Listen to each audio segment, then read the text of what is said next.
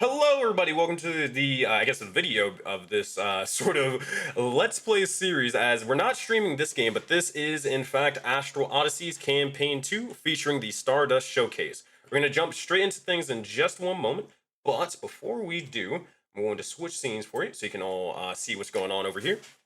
And we'll get started. A couple things I mentioned to some of the players beforehand. For whatever reason, as you can always see in typical Aurora tradition, it happened in the Ascent, it happened in Campaign 1 with the Couriers of the Cosmos, but you will probably need to expect some random wacky technical issues. Hopefully they don't happen, but if they do, just bear with us and it'll be pretty much resolved by Session 2 and all that sort of stuff. But I got nothing else announcement wise for the campaign besides I would say probably if you haven't done so already for Project Aurora applications, specifically for joining the West Marches and more to be a player there, be sure to check the likes of your messages, and also just stay tuned, as you might get a message from most likely me or one of the onboarders to get you on into the games. But as we're getting ready to get ready for the reopening of C2, along with a bunch of new Dungeon Masters, some of which who are players here, are getting ready to start helping you guys forge your legacy and get on with your own adventures. Then just bear with us as we take a little bit of time to make sure everything is perfect. But besides all that stuff, it is time for Astral Odysseys. So, let's just make sure everybody's here, nothing's wrong or anything like that. So, everybody, can you guys hear me? You guys ready? You excited? Oh, nope. Nope, you are not ready because they cannot hear you. Try again. Too much excitement. There we go. There's Yeah. still no refund. Silence our excitement. Oh my god. What the hell are you talking about, Maple? Freaking a loon. Alright, jokes aside. Alright, y'all. You know what it is. So typically, what we would do for all my sort of game sessions, you've probably seen them if you've ever seen me as a DM for like running Soulbound. I'll typically do a crazy ultra epic intro for the game session with Captain Fable. And well, we'll do that, but not necessarily in the way that you would expect. And also, this is the Guardians of the Galaxy campaign. So, as much as I would like to play music as epic as, well, this, off to the in the background, sure, there'll be music like that in the later, but yeah, we don't do that around here. Not for this campaign. So, if I could have each and every one of you all do one single thing for me, and that, my friends, is to gather around the table and let me tell you a strange cosmic fable. This, my friends, is the wacky adventure of 6 explorers meandering through the astral sea, unearthing mysteries, causing chaos, and voyaging to worlds within worlds, all uncharted and unknown. These strange wanderers, all misfits in their own right, in fact, misfits of other misfits, have all gathered today to embark on a journey that they didn't necessarily understand was meant for them. However, little times do you know what exactly your legacy might be in the Auroraverse. Regardless, our heroes from differing backgrounds have formed a strange troupe known as the Stardust Showcase. A group of clowns and carnies that seem to get around in the likes of the Auroraverse. Exactly what they might get around to, well, it's not typically legal things, and it's typically not explosive things, but you'll have to see it for your exact self. Regardless, the story here today features these 6 voyagers as they risk their lives and risk life and limb to cleanse the universe of this creeping corruption. And this, my friends, is where the first page of our strange cosmic comic book unfolds, specifically in a place known as Space Station Zero. Now, Space Station Zero is a interesting place for people not necessarily familiar with the planet known as the New Age Babylon. The New Age Babylon being the super space station nexus for all spacefaring adventurers. It is also specifically home to the Enclave of Echoes, individuals who you are all employed to. With that, as we take a look into this area and surrounding scene, you see multiple individuals from all differing walks of life. From Thrycreen warriors to even space monkeys that seem to be flying about and heading to each and every which way to repair different cosmic spaceships. You also have your handful of differing oculi and astral elves across the entire verse. But we look a little bit further and with it through the crowds as we look at two individuals who seem to be gathering a crowd themselves, but also at the same time kind of losing a crowd. As we look over towards this area, if you guys can please turn your attention to the likes of Foundry, and you'll see the map changing in about 2 seconds. Give me 1, 2, 3, and give it about 5 seconds, and you'll start seeing a loading bar. Let me know when you start seeing said loading bar as soon as it loads for me. All right, there you go. Does everybody start seeing the loading bar and all that? There's a loading bar, guys. Whoa! That's crazy. Insane. Whoa. The loading bar would be a good name for like a tavern on the space station. Honestly, it would. But Oh, this is No sick. ideas. New adventure. as you look around, you can see multiple, well, if not dozens and dozens of ships, not even just the ones that are on this scene, but they're all sort of scattered about every which way. It's the typical hustle and bustle of Space Station Zero, but the two individuals who seem to be gathering a bit of attention that we focus on right now, well, we look towards a darker-skinned individual who seems to be dreaded in nature, and they seem to be drawing a crowd and speaking a little bit boisterously. But with that, Jay, if you could please introduce yourself and then describe your character. Yep. Hi. So my name's Jay Tarudo. I'll go by either Jay or Rudo for short. I'm going to be playing the Ranger Bard, Ador Ramard. Basically, he is an oculi in terms of race. He's an entertainer. He is on a pursuit to become an actor, but doesn't quite necessarily have this footing in order to get into the door and acting, and has kind of met trials and tribulations with actually becoming a realized actor. So his ultimate goal is to basically be recognized by a large group of people for his incredible abilities. He does consider himself quite a bit of an outsider in terms of never having a place to fit in. But once he found his mates here at the carnival, he has finally found a home. His actions doesn't necessarily show that he's enjoying it, but deep down inside, he enjoys being amongst his friends here at the carnival because it actually feels like home. Heck yeah. And with that, Ador, you look over and you seem to be having this small crowd that's thinning out, but what would you imagine your character sort of doing as they're sort of gathered for this said performance that they're looking towards? What would be going on here? Okay, Dor knows that he has to rally up the kids and kind of put on a show for them. So as he's getting set up with his fellow crewmate, he has the ice cream cone in hand, which he purchased from the stand, and is basically starting to melt as he gets ready to put on this big monologue before the kids, and hopefully be able to kind of attract their attention and kind of be able to have them come along with him. As you sort of do so, you see as you look over and you notice there's a couple of individuals, like more so the kids, as you're kind of going through the monologue and such. The kids are kind of like, they're a little bit confused on exactly some of the more bigger words or sort of longer concepts of the monologue. However, it seems to be that the other individual adults are kind of like having to re-explain it. They're getting a little bit frustrated, but as they look over towards you with the sort of ice cream cone, and also looking towards the individual behind you, well, Gladden, if you could please also introduce yourself and then describe your character. Hey, name's Gladden. Been Auroraverse for a little bit now. Been enjoying my time. Recommend joining the server. Subscribe to Sensei. He's a great DM and all that. Wait a minute, shameless plugs in my own game. Wait a minute. yeah. I will shill your content as much as I can.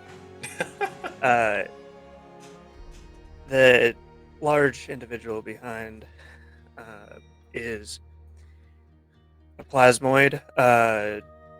His name is Dr. Flan DeWitt, or also known as the Doctor of the group. Bit of backstory. He was a chemist for the longest time. Some individuals destroyed his lab, and his creations got loose, so they're now wandering the cosmos. Think of Jumbo from Lilo and Stitch mixed with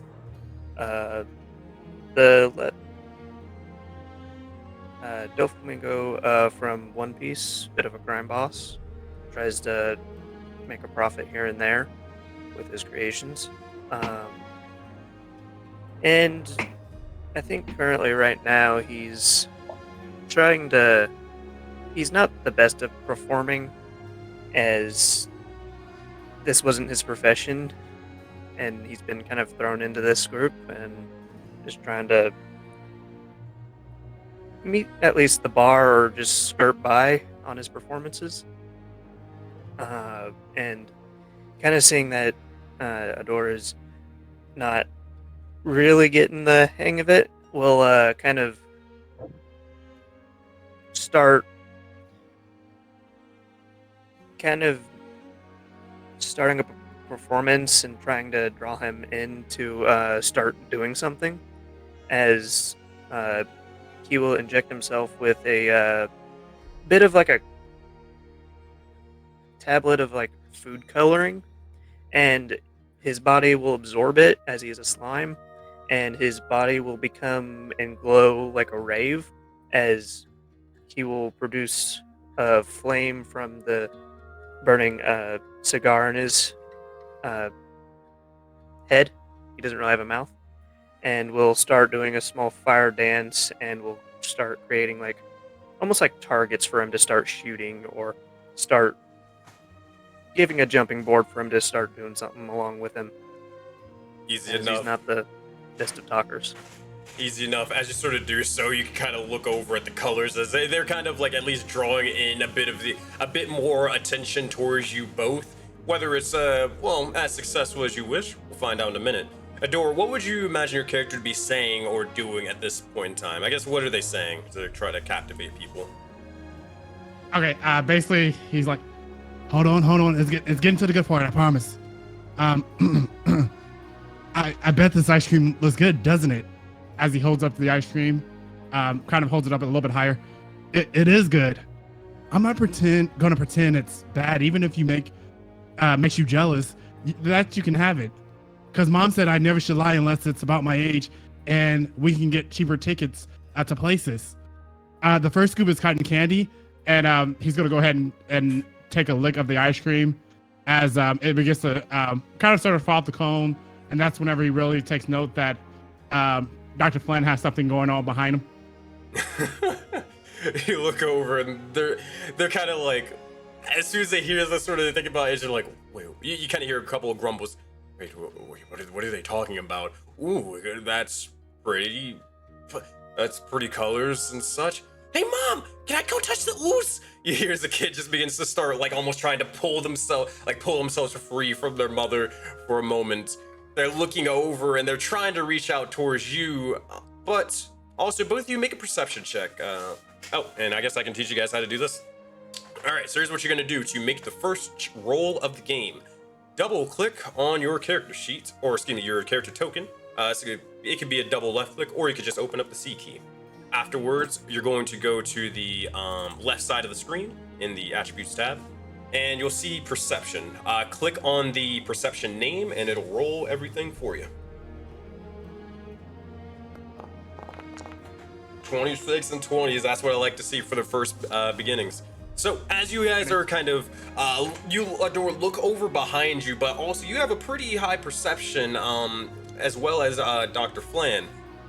You kind of notice as well, a couple of the individuals are starting to leave, and more so they're being drawn to something else. You're not sure what's really going on. You see, and you notice as like one individual begins to kind of start like slinking back a little bit, kind of like slinking behind this other person, trying to use them as cover before eventually just sort of sprinting off to the side elsewhere. But that's something that you're able to sort of see. It's going to take something big, and I mean something huge, to be able to bring this crowd back, because you're bleeding people, and you're bleeding people fast. So, church is yours from either of you. Anything else you're saying or doing to try to captivate him?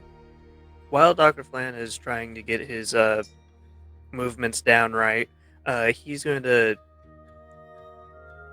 not really didn't really go over this, but he's got detect thoughts. He just kind of wants to get the general vibe as everybody's starting to dissipate. Like, what are they kind of looking for other than just walking over to the other show right across? Got you. From a quick cast of detect thoughts, you begin to hear a couple of their minds, and it's met with a hodgepodge of, just be nice, just don't make this awkward, just let them finish, and then eventually they'll finish and stop talking, doing their thing. It's okay, but oh my gosh, that is are they throwing knives?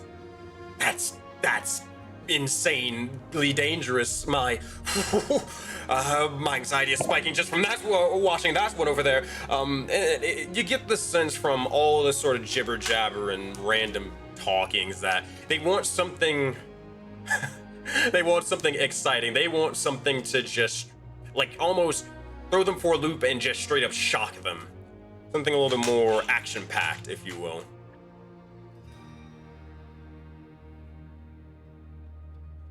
Okay, so open the door and kind of like speak in your head and just like, this is kind of like the general vibe. What do you want to do?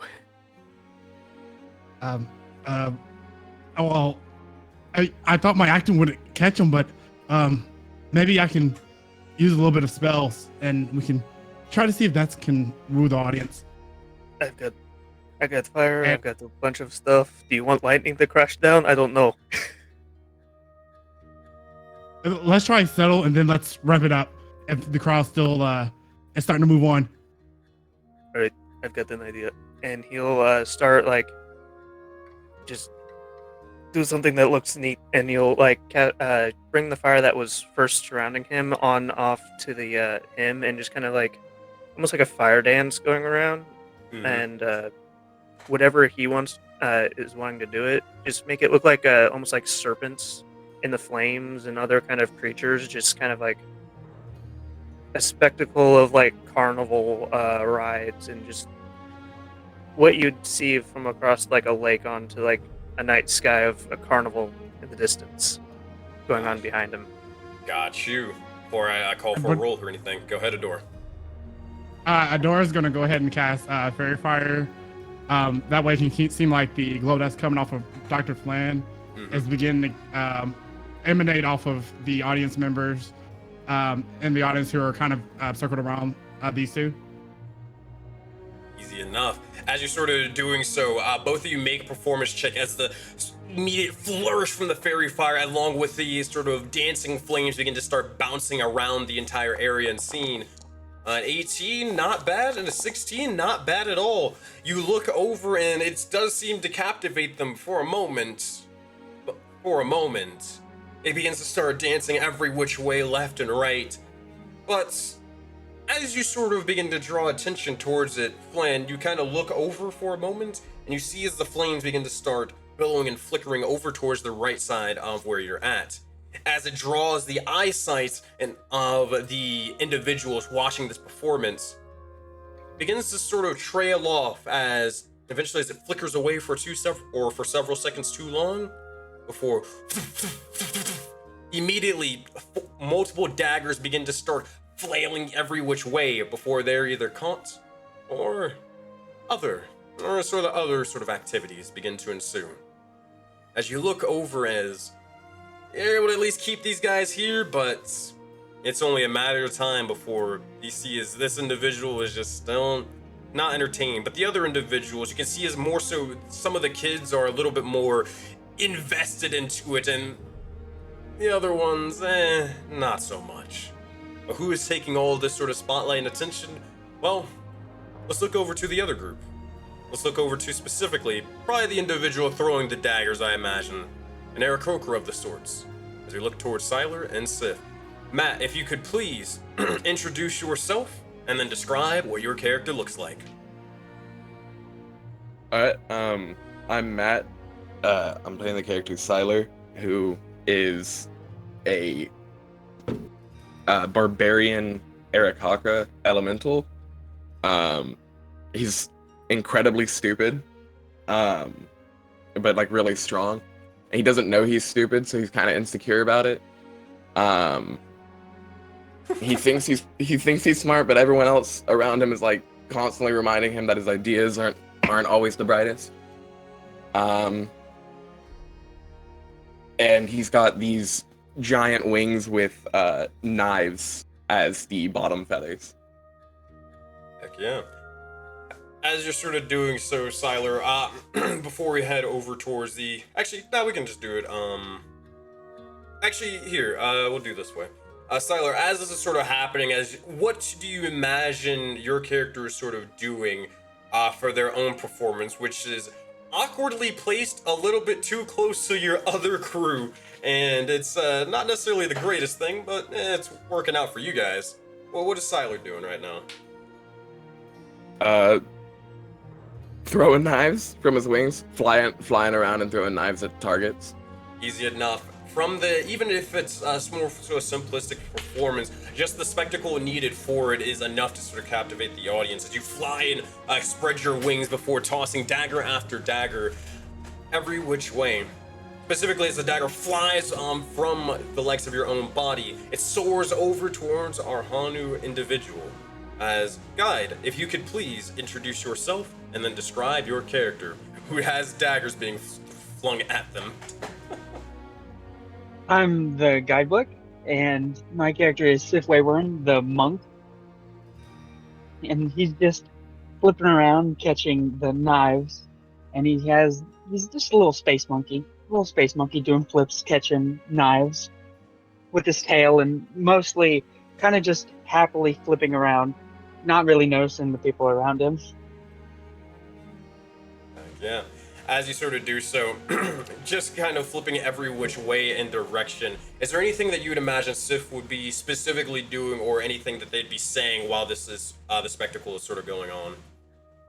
Just having a big smile on their face, just jump around, catching the knives, and sometimes throwing them up, but forgetting he threw them up and they're landing at his feet. Easy enough. As you do so, could I have both of you actually make your first performance checks as you're trying to entertain the individuals here as much as you possibly can? We'll see how it works out for you. You said performance check? A nat 20 coming in clutch. Bro. With a 6. Oh god. Oh no. Dude! Wow. So here's what happens. First roll. Here's what happens. Siler, you're kind of throwing a couple of daggers, but as you kind of throw several each and every which way, you try to get a little bit ambitious. You're kind of feeding off the crowd's energy for a moment as they're chanting for this moment in time. At this point, you throw the daggers every which way to really challenge Sif. However, you throw them every which way, including towards the audience. Immediately, Sif, you realize what is getting ready to happen, and you spring into action, catching the first one, or the first couple of darts and daggers with your hands. The second one, you have to try to rush over, catch with your foot. The fourth one, another one with your foot, before you're basically a walking dagger machine. But you see a fifth one getting ready to strike directly over at an elderly man before you're able to catch it with your tail, and you're able to drop it down. And with that, you'll see as the crowd begins to start erupting into cheers. So loud, however, you look over and Ador and Dr. Flan, it seems to be that you guys are getting outdone regardless. Tough crowd. Is there anything that you two would be saying, Ador or Flan? Yeah, I couldn't have expected them to take the crowd. You hear in your head. Yeah, those two are always showing off. But don't worry, we'll get them back. It is not my strongest suit, and not kind of reading the room, will use a wild shape and turn into a giant space hamster. Oh God. And we'll try and instead of just the fiery aspect, we'll go into more of like turn into a giant space hamster and kind of just like continue on with the thing, but kind of start to end it as you'll go into more of like handing out like small bits of candy to the children. Easy enough. Now I don't have a space hamster token. Yeah, who could have guessed? But I have a giant rat token, so we'll use that for the time being. Oh man! As you sort of do so, you begin to start passing it every which way to a couple of the individuals. Some think, because again, you're a hamster, not a rat. Some of the individuals sort of think that you're a little bit cute. Other ones are more so it's like, okay, I guess so. You can make I'll say before we even do anything with that. Adore, is there anything that you're trying to do as a desperate attempt to bring him back, or nah? Yeah, Adora's gonna actually begin to take a step forward into the audience, and as he takes a step forward, he's gonna slip on the puddle of ice cream that's right below him and end up falling, and then realize that he's on the ground, and is gonna cast Tasha's hideous laughter on one of the audience members out of embarrassment, and just so he can make it seem like it was done intentionally. Easy enough. You know what? I'll tell you what. This can go in one of two ways. All right, Tasha's hideous laughter. That's a wisdom save, right? Yep. All right, let's see. 17. I think that beats your DC, if I'm not mistaken. Yeah, that beats your DC. So you kind of like crash onto the ground for a moment. You kind of almost like spill or knock into Flan as they're right before they're getting ready to turn into the hamster. As you do, you look over and you're like, ta-da! And they are not laughing at all. You look over for a second and you're like, ah, crap. And right when things can't go from bad to worse, you look over and you just see as one of Dr. Flan's sort of random elixirs just begins to roll and roll and roll. Tink! And you all look over and you see, like I would imagine, Siler and Sif, you kind of look over towards your left and you just see this entire audience adore, you can't really tell when it comes to Dr. Flan, but they are just covered in this sort of green ooze, kind of like Nickelodeon slime, and they are not happy. At this point, you can hear a couple of groans and more. It's just like, what the heck? And they immediately just begin to start scampering or like storming off. You see a couple of them just begin to tumble, slip and fall, and it is just awful. But your heart was in the right place. Your heart was in the right place as you guys are all covered with that. Is there anything that I would imagine either four of you would be saying or doing? Adora's just saying in his head, oh man, I'm so embarrassed. I'm supposed to be an actor. This is supposed to be my passion, entertaining people, and I can't do it.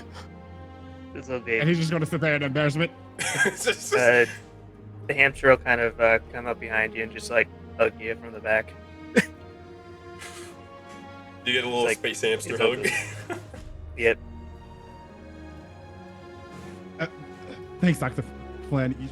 You always know what to do to kind of comfort me. I feel like I can't really show my face here again. That was so embarrassing. It's all good. I think the captain and the demo are preparing and stuff. I need to get back to the lab anyway.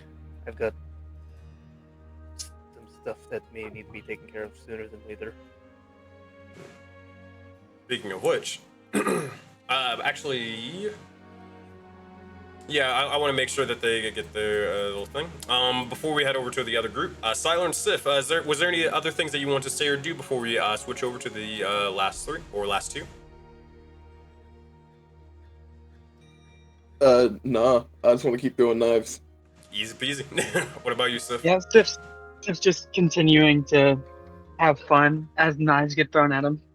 Easy enough. As you guys begin to continue on crafting and honing your performance in real time, we look over towards a couple of other set of individuals who may have heard the explosion from, well, a little bit of ways away. In fact, looking over, you can see the green slime just covering the entirety of the deck. As sort of looking around and about, we look towards the likes of Derek and Minx on the Stardust Showcase's ship itself. With that, we'll start off with you, Maple. If you could please introduce yourself and then describe your character. What up? Name's Maple. Nice to meet y'all.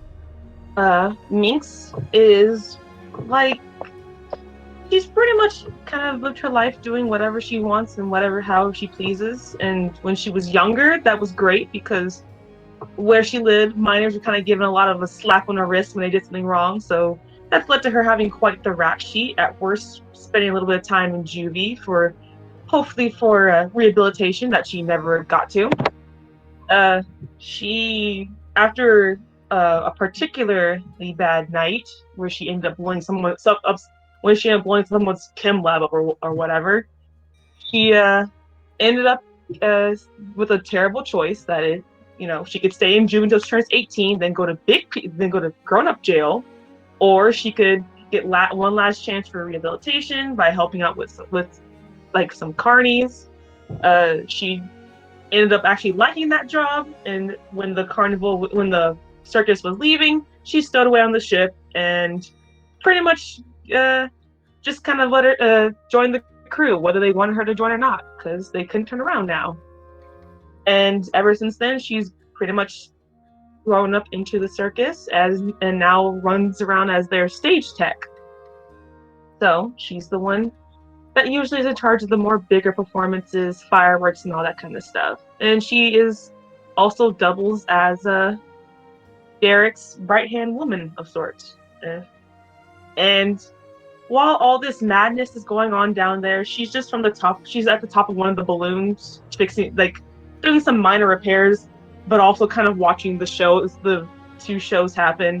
And she just sees the disaster that was the doc and Adora's performance. She's just like, wow, they are so bad.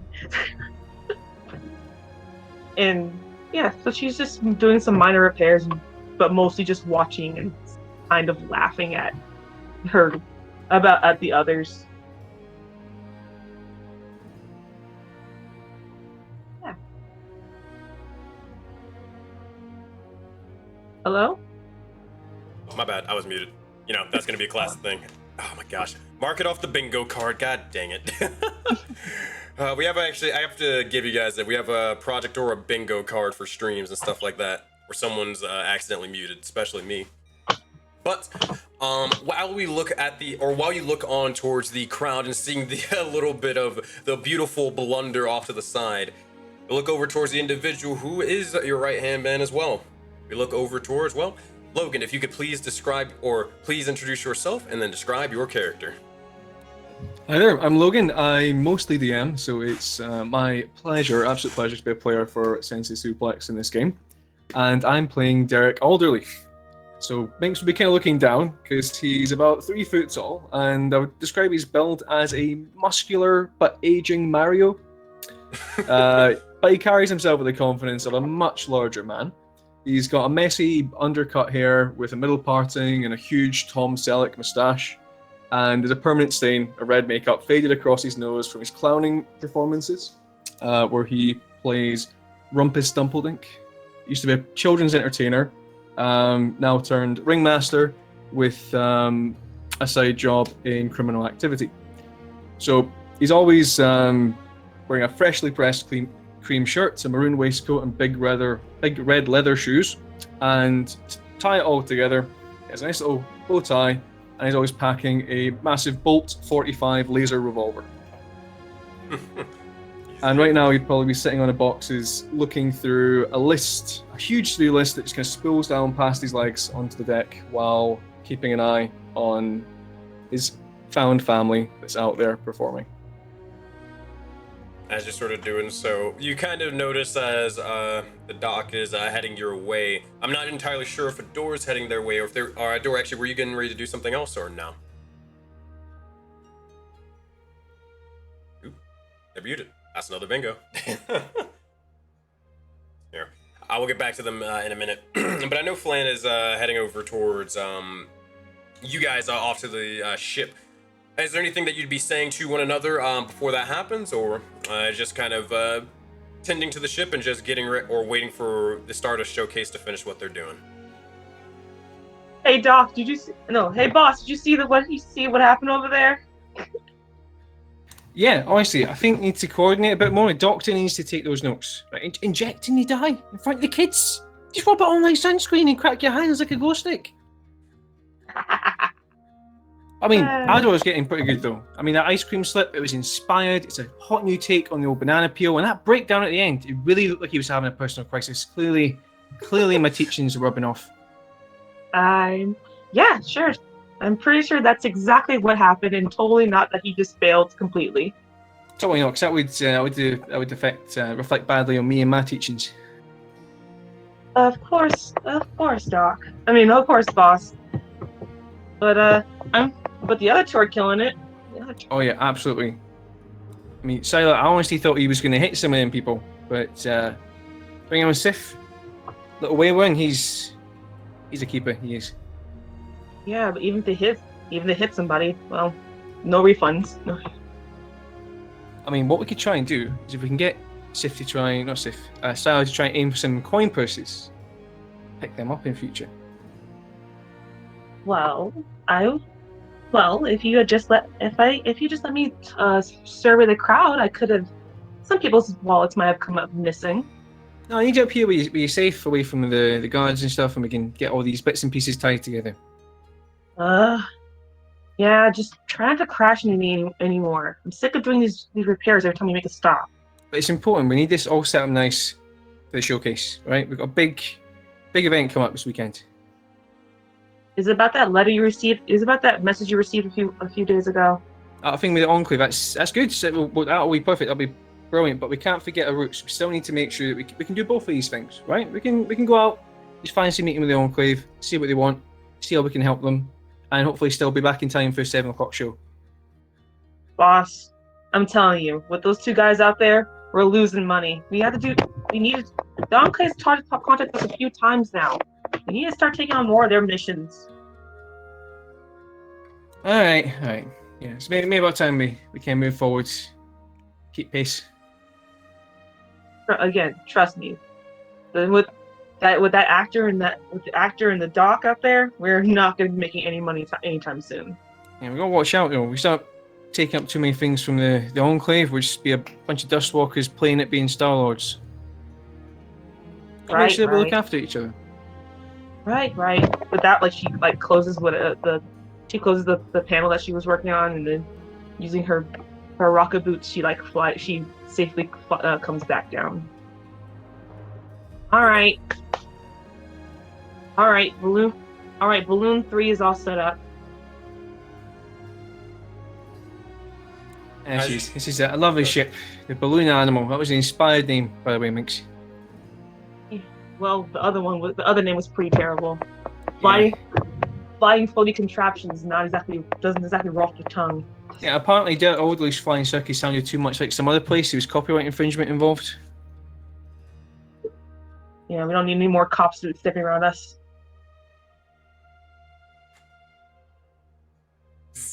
But yeah, at this point, she's probably just walking around doing a few other inspections.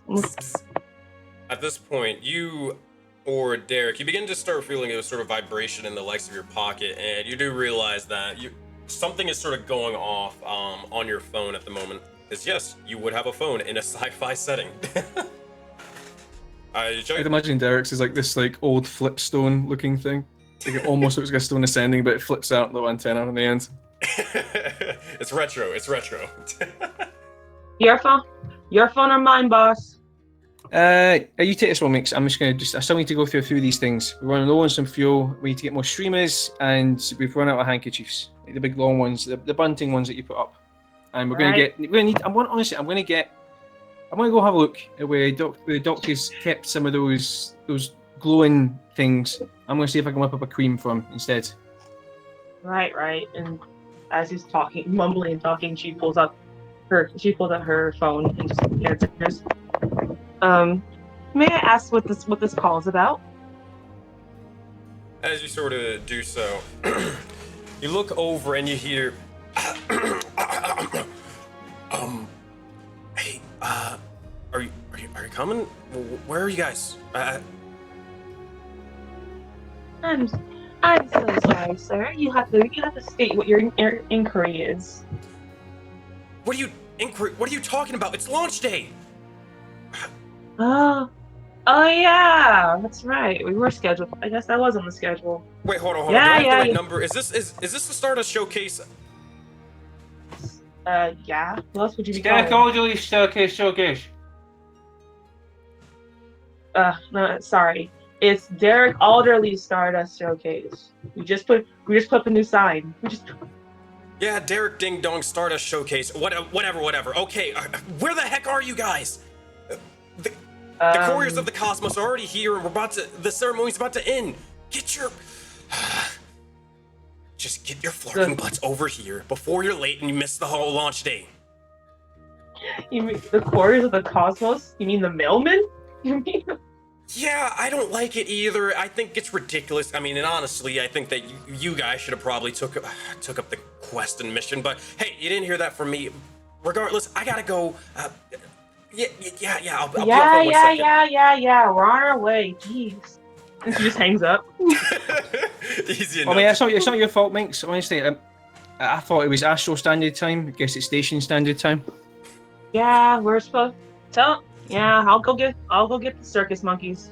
Also, that the courier thing reminds me of we've got those bags filled with mail fraud we need to post. All right. So yeah, Minx leaves the ship and she starts heading out to the crowd. With that, as you begin to start heading down to the crowd and such, at this point, you'd probably see as Sif and Siler, you'd probably notice them coming off to the side, and you're at this point running out of a couple of tricks to sort of do. Is there anything, final things that you'd be sort of doing here, or not? I mean, after I pretty much have done a ship inspection. Siler and Sif. Oh, sorry. You're good.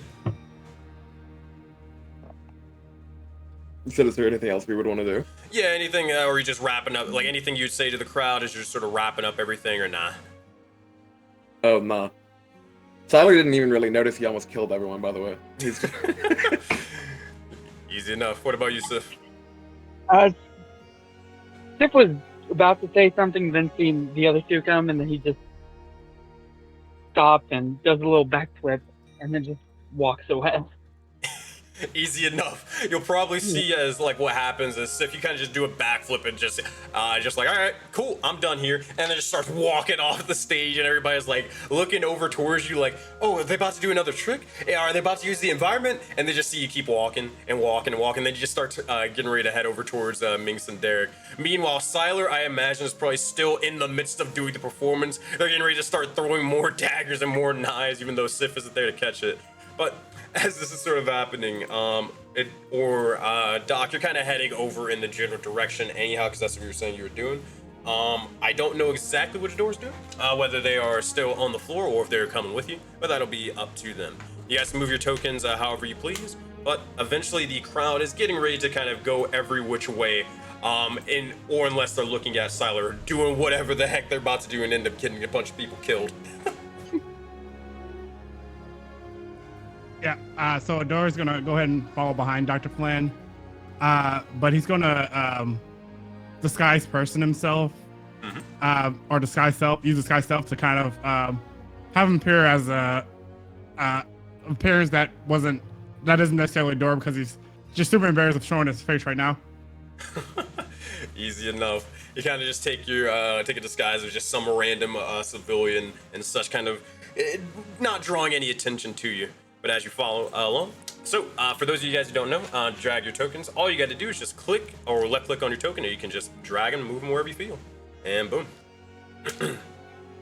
As you sort of do, eventually, You all look over at Siler as they're getting ready to start throwing several more daggers. Derek, at this point, you look over, Minx, you can see it as well, as you're not sure what the play is here, and you are pretty confident that Siler doesn't realize that these daggers are not about to get caught. Is anybody stopping them or saying anything?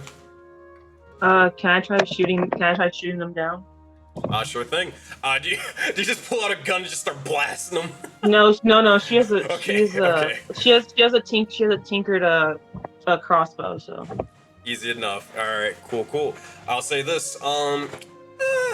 We'll make it a. Minx, just make a dexterity check for me. You know how to make that, right? yeah, hold up. Cool. Derek's getting ready to step in with some warding wind to turn it into hopefully a more contained tornado of knives if Minx can't take them out the air. Got you. So as you're sort of like preparing for the worst, Minx, you begin to look over towards the daggers, firing with the crossbow as it begins to repeat over and over again. You're able to at least get the attention of Siler as the daggers begin to ting off to the ground. And with that, you look over and all eyes are on the Stardust showcase at this point. With that, you'll see as a bunch of them begin to clap. And they'll all sort of, some will kind of throw a couple of coins your way, but nothing super crazy. You get like really 3 gold, and I'll be honest with you, gold isn't really going to be super relevant in this campaign, so. Thank you all, and please, thank you for enjoying our wonderful Stardust showcase. Join us next time.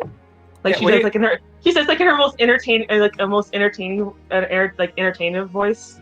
Yeah. Yeah, we're here all week until they throw us out. Only 3 gold? Are you kidding me? And then she just looks at them, just like, be quiet. Be quiet and get on the ship. You hear just a hamster's scream as he's just like, still a hamster, about the same size as Dr. Flan is normally. Easy to Just kind of walking his way forward, not just kind of walking past people. Easy enough, you kind of do so. You look over and as you kind of walking past everybody, you'll see as another individual, they kind of like actually bump into, kind of almost bump in between a door and a dock, as they're like, I was going to give you 300 more credits, but you know what?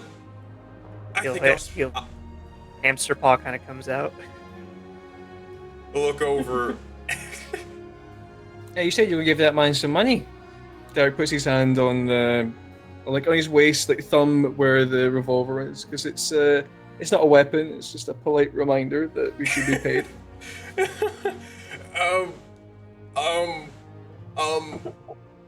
Yeah, of course, yeah. Here, take the money, and they just kind of pass over a couple of credits. They kind of just sort of scan it your way.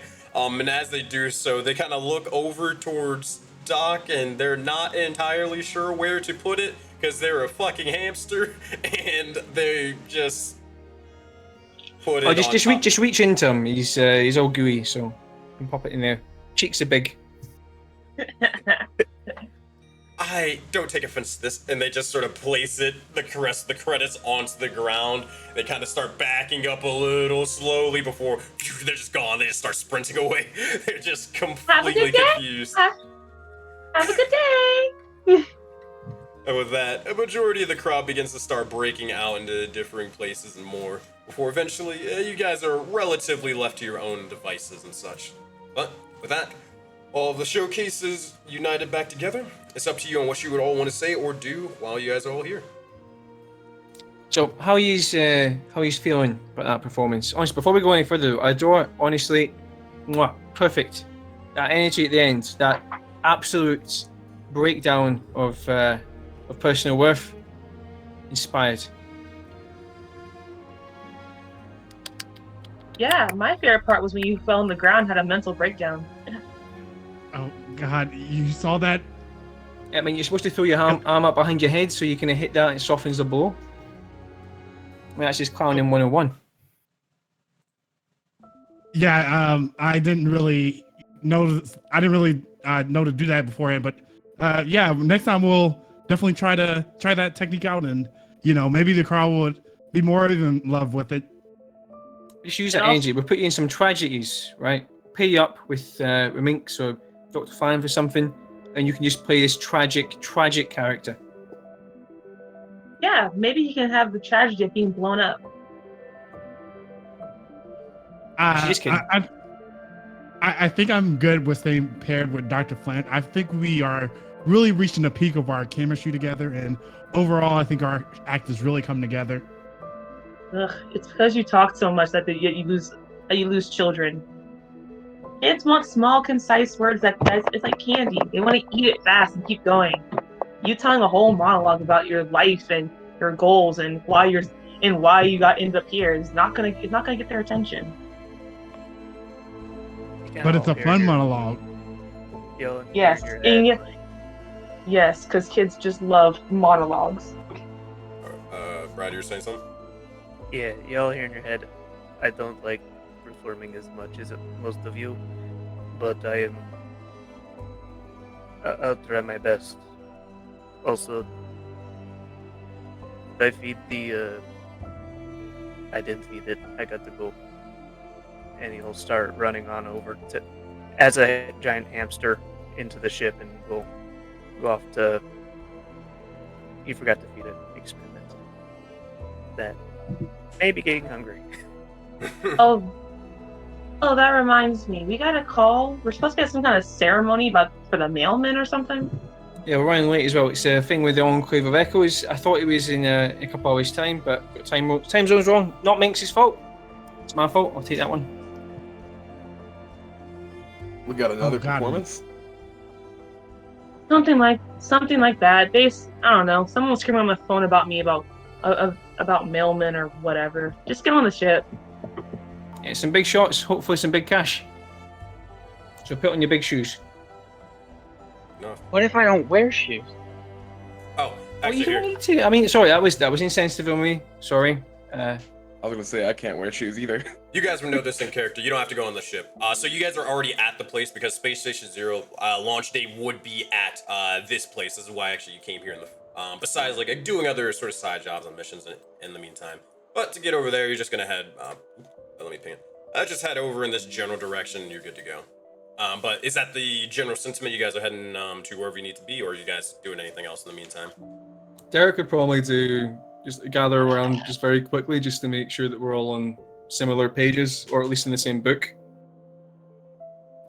Right. So this is the Enclave of Echoes. It's a big deal, right? This could land us a lot of good work.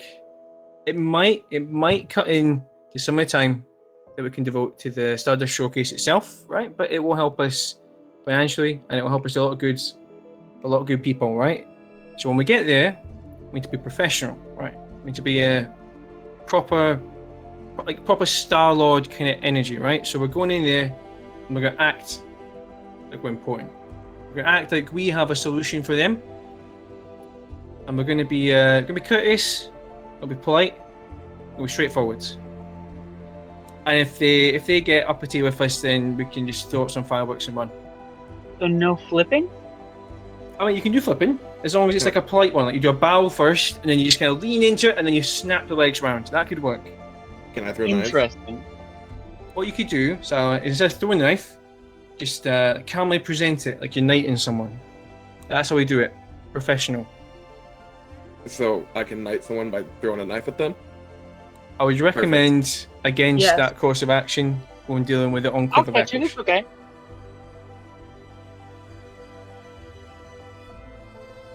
Dr. Flan and his big chip hamster form will pat you on the back and kind of start leading you away. Don't worry, I have a storm brewing if everything goes crazy. So that's perfect. There we go. It's storm brewing. Yeah, we're gonna look over that for the time being.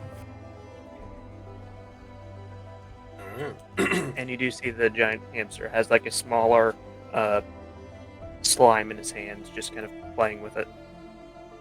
Easy Oh enough. god. Doctor, are you playing with yourself? Like in your head, like I guess.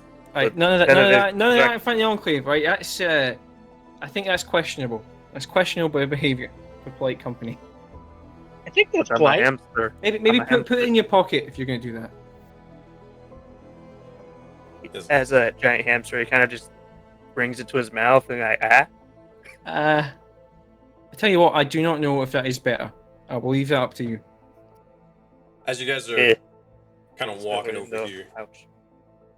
as you guys are kind of like walking over here, you'll see like it's just a general token. Don't need for anything special for them. But you'll kind of see as there is a individual soldier of the sorts who seems to be, or a little bit of a longer sort of black hair and such, a bit of a gruffer, older sort of how you say appearance. They seem to have a bit of weathered eyes and just sick of your shit sort of kind of expression on their face. They look over towards this colorful bunch of individuals and they kind of stop as you're walking up ahead, like towards the Solar Cathedral where the launch day ceremony is actually happening. They stop you kind of like in general on your way there. As they say, "Whoa, what are you lot doing?" Oh, we got an invitation. Just got a telephone call as well. Running late. Really shouldn't be stopping us right now. People are going to be upset. Big, important people. Bigger than me. More important than me as well. You don't seem important. Who are you? What's your name? My name Ouch, is- that's so rude. Yeah, so Minx, I believe you do the introductories and the advertisements. Well, we are the Stardust Showcase. We've been formally invited to the ceremony, so we would greatly appreciate it if you let us go on our way. Never heard of a Stardust snowcase. It's a Derek Alderley Stardust showcase, so that might be why. Oh, yeah, you mean the one that I still don't know anything about. Well, I mean, it is for cultured individuals, so. Not I thought you've been living under a meteorite. You should be living under a big tent. Then you know about it. Look, if you're not on the list, begins to sort of look over and just kind of actually pulls out a little bit of a tablet of the sorts and begins to start scrolling. He's scrolling like extremely fast. You get the sense that if he would actually take his time and do his damn job, you'd easily find your guys' names. But as he scrolls past, he says, "If you're not on the list, you're not invited, and I'm not letting you in this room. So, buzz off." Wow, it's gonna be great when you get fired. Oh yeah, he's gonna get fired out of cannon, that kind of behaviour. That's just like that's not normal firing, right? That's not just pack your bags and leave. That is pack your bags, we're putting you in a torpedo tube. As he was talking, Good. the hamster was going to continue walking. He wasn't going to pay attention to him. I don't think, if you're just a freaking hamster, I don't think he would pay attention to that at all. Oh, you're not like a big hamster though. Like it's not like a normal. You're a giant space hamster. Oh, so if you're a it's giant like- space about- hamster, that's different. Yeah, Did you? I'm about you the size of Blonde. Oh, hell no. Okay, that's a big difference. He'll look over as you're just trying to like walk and squeeze on past. He's like, "Hey, control your pet." Excuse me. That is a plasmoid, and you're calling him a pet. That is not on. Wow. They're a hamster Wow. from what I see. Wow. Wow. I hope you enjoy getting canceled. What, Yeah, what do you mean? Why would I get canceled? I'm a very respectable individual. I never said anything that's been offensive. Right, so how about you just have another look on that list then? See if you find us. And we'll keep our mouth shut about that hamster comment. Gotcha. Okay. Derek, make a persuasion check. Right now, here we see Logan's Or cursed intimidation. bloody rolls. I think this is intimidation. I feel. Yeah.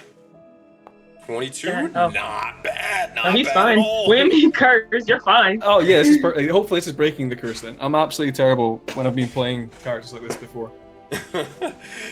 He'll look over and he'll say, okay. I mean, look. I could get a job anywhere else, but I mean, not if I'm getting sort of put on the Spaceverse and such. Yeah. Okay. Fine.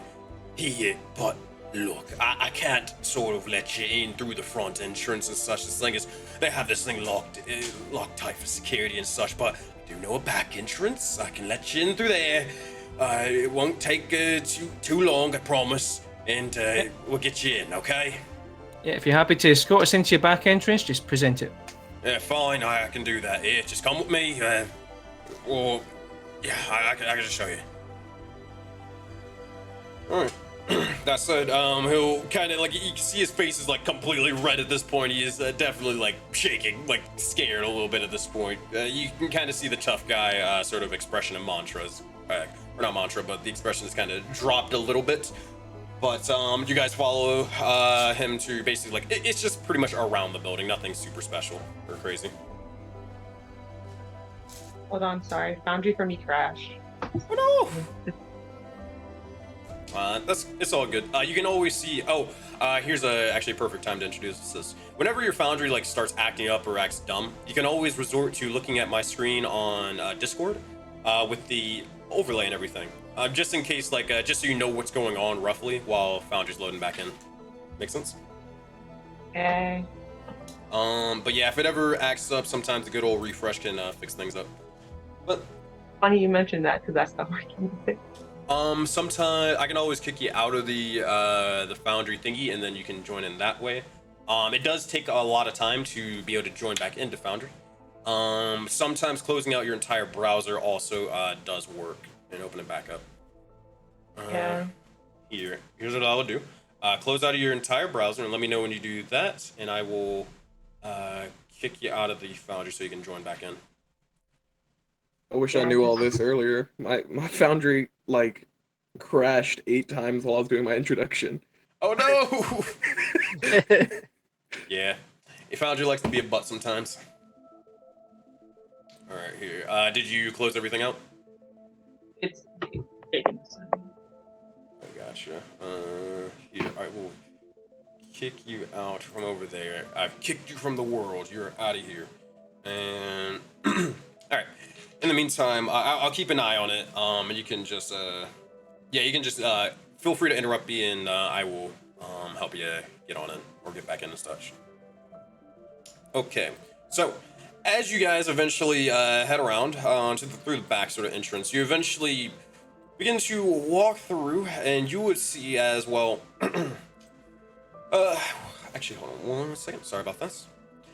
As you begin to go through and witness the exact building that you're approaching, the building itself is very, very extravagant. It is, how you say, it is probably the nicest looking buildings that you can see.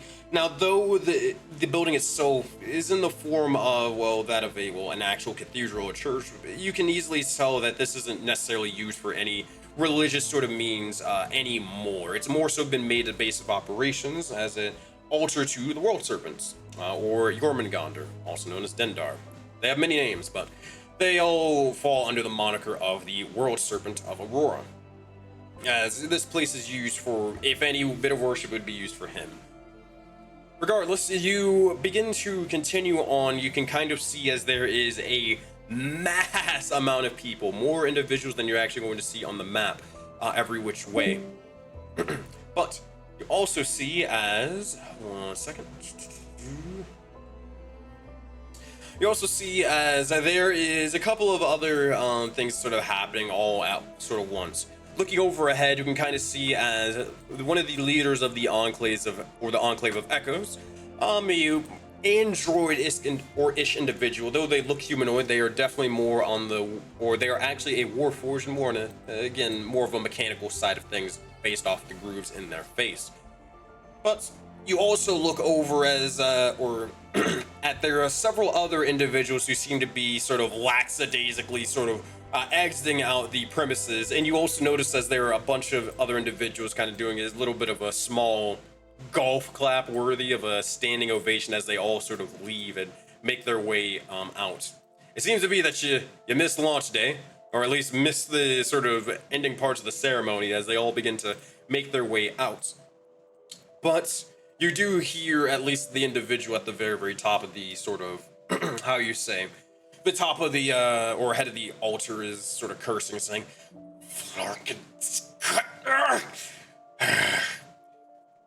I'm going to drive myself insane. I don't know why I thought they could sort of handle such a thing, but well...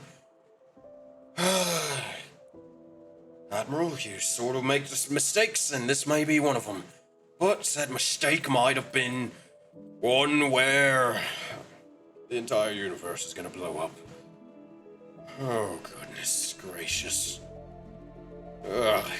You see as they kind of start rubbing their temples for a moment before you all begin to start stepping into the cathedral and such. With that, you look ahead, and there doesn't seem to be too many people that you would recognize besides the Admiral. If there was anybody you'd probably talk to for a job and such, it'd probably be him when he gets off the stage. But in the meantime, is there anything that you all would be saying or doing right here and now? I think Derek could probably have tried to kind of mentally note the group that just left, because they seem to be given an important job. That could be good intel. Easy enough. Kind of look over, and they're definitely a wacky sort of crew. In fact, you actually did see here before I sort of hide the tokens and such. One of which you did see was in fact a literal squid, and another one being an actual deer. The squid, you're not entirely sure what it is because it seems more mechanical than anything else. But the other one, from what you can tell, they seem to be a xenobeast. If you want, you can make a history check. Also a religion check that technically works, but either or for you. Go on history, see what Derek remembers. 13. So the xenobeasts are essentially a newer sort of race through the Auroraverse. However, they typically, again, from a basic lore standpoint, because you only get to 13, they consist of typically general animals that have been blessed by the divine, specifically the god of the wild. These individuals can range from just your generic sort of cats and or house cats and dogs, or even birds or other sort of extraneous animals and such. But they are by no means that primitive in their minds. In fact, xenobeasts are probably some of the most intelligent beings on, well, really the New Age Babylon, in fact, as they basically have almost supercomputers for brains and such, with highly capable psionic abilities. So what Derek would probably understand is that the individuals, though they look a little bit ridiculous and wacky, they're probably powerful in their own right, just like how you are. Probably yeah, Derek knows not to underestimated, underestimate you know? ridiculous and wacky. Yeah, you know, they're kind of, everybody underestimates you guys. You could easily see how those individuals would be underestimated. Regardless, anything else that you guys are kind of doing over here?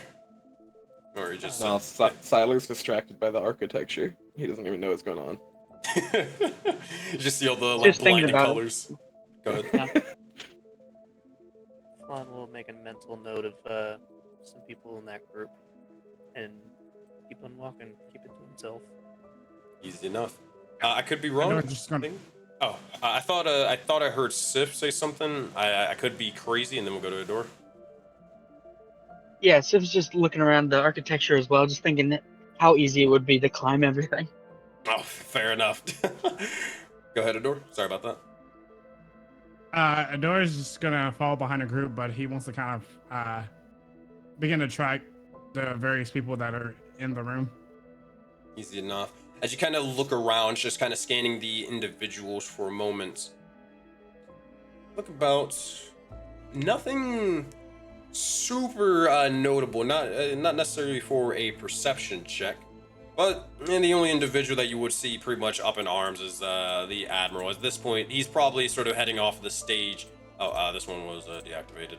And you do see as he's more so doing it in a very, very cautious sort of manner.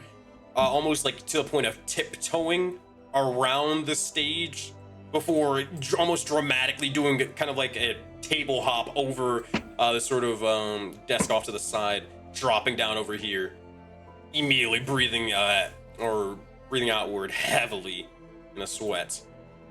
With that, looks over towards the rest of you as he sees your sort of bunch coming in. And at this point, some of the sort of New Age Babylon workers are getting ready to stand up and start heading back to their own sort of jobs and every which way occupations and such. The Admiral makes eye contact with you all and says, "Oh God, from one band of chuckle flarkers to another. Here we go. Professional face on. Professional face." Alright, and immediately begins to start walking over and says, Derek Alderleaf, Stardust Showcase. Good to see all of you here.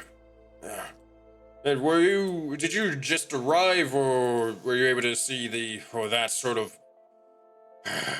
whatever in the void that was? I believe we missed the spectacle, but I can read a room quite well. Better than I read some books. And I read books pretty well. Yeah.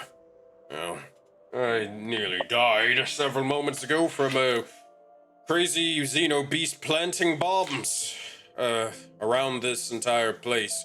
So watch your step. That's been my day so far. How about all of yours? Flot would chuckle at the mention of that. You need me to go around disabling the bombs for you? I wouldn't mind if you would give it a quick once-over just in case. I don't want people blowing their legs off from rogue deer-laying landmines and such. It makes a pretty skilled technician, so she can definitely deal with that, I think. Derek's looking at you just to kind of gauge, like, can you deal with that? She just kind of shrugs. She just kind of shrugs, like, eh. I think I'd be of assistance. I may have more knowledge on that than I probably know. Funny enough. Yeah. Well, your help is very much appreciated and such. So, here, could you actually do one thing for me? Here, let's talk details. I was actually looking to get in contact with you all. Here, join us for a bit, or join me for a bit over towards the north. With that, hey, time for a good old Auroran classic. Hey, Logan? Yes. And, Sklotten? I refer to you as, yourselves as, you know what you need to do. I need you to both roll your highest saving throws for me, please. Oh boy. Auroran classic. 11, that'll fail. That would be... Yeah, I think it's wisdom for you. Nat 20. Wow. God damn. So, nothing really happens to you except as you're sort of walking with the Admiral, as to kind of mention the one thing, you will kind of get a little bit of a strange and kind of out of place migraine for some reason. You're not sure why, and you don't really get much more than that. It's just more so your head starts killing you for a second. However, Doc, for you for a moment, you begin to get just a random, strange, brief vision. It's very, very slight, but you find yourself in a tavern, but you're a little bit smaller than what you're used to being. You're used to towering over people, but now you're kind of only like the size of really Derek at this point. The tavern itself seems also very, very primitive. I'm talking thousands of years behind in technology.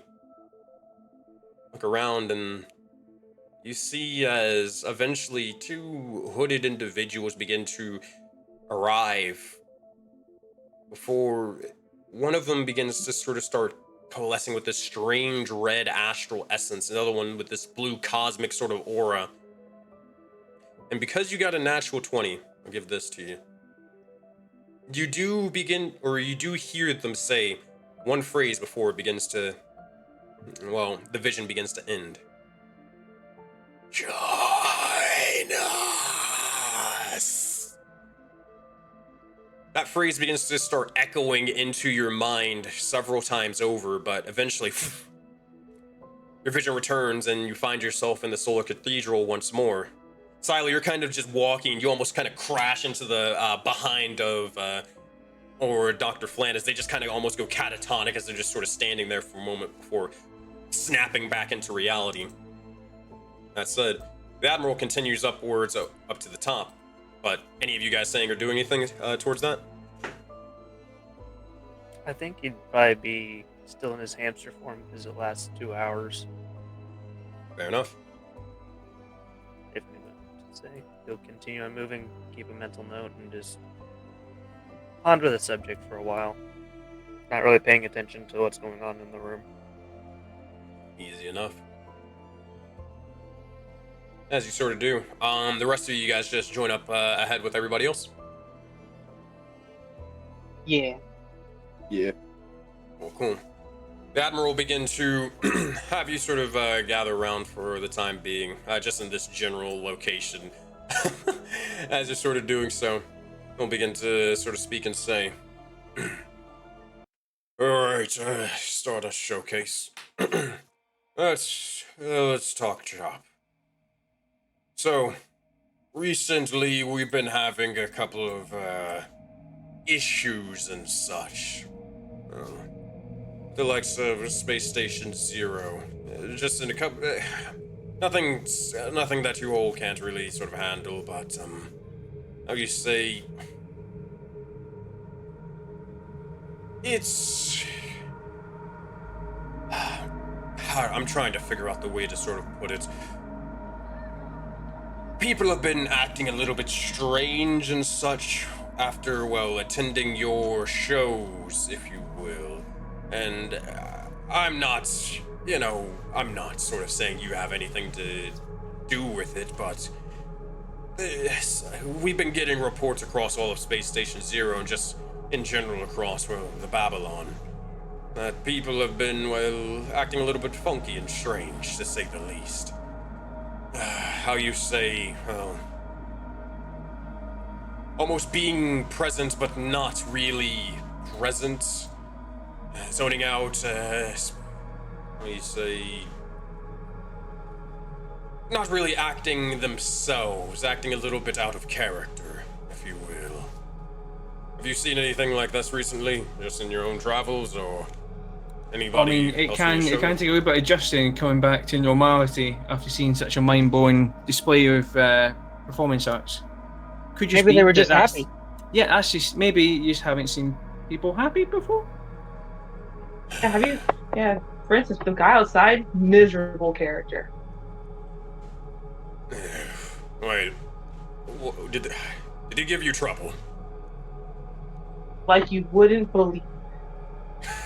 Just saying, the fuck that guy. We're not giving him anything. We're throwing this guy under the bus. You know, Nothing we couldn't handle. I've been thinking that we probably need a new individual. He's been going through a lot recently, and he's taking it out on individuals, and I think it's time we let him go. Sorry about that, but no, this isn't about whether people are happy or not. Sure, at first, and just to say something a little bit below board. It kind of looks towards Derek with this one. At first, we did run an investigation whether you and your showcase had something to do with this, but we quickly realized that it wasn't just individuals from, well, how you say, your crowd, or any crowds that you sort of attract. There are other individuals also acting a little bit strange, if you will. In fact, well, tell me, have you seen any sort of astral remnants anywhere? Colorings of blue, greens, purples. How you say, the cosmos, if you will. I mean, I think most of the things we've got on board is kind of those colours. I mean, between Dr. Fan and Mink's paints and confetti. Nothing sinister. No sinister confetti. No sinister shades of those colours are present on the balloon animal. I feel like I need to be speaking very clearly because this is looking like this looks like the sort of place that you might court-martial people or have hearings. Should we have a lawyer present for this? No, you're not being... this isn't to incriminate you or anything anymore. You're fine, you don't have any charges for you, as long as you're not hiding anything. Right? Oh. On the subject of the individuals who are strange, what seems to be their main problem? I may be able to shed some light. Yeah, he's a doctor, so I think. Well,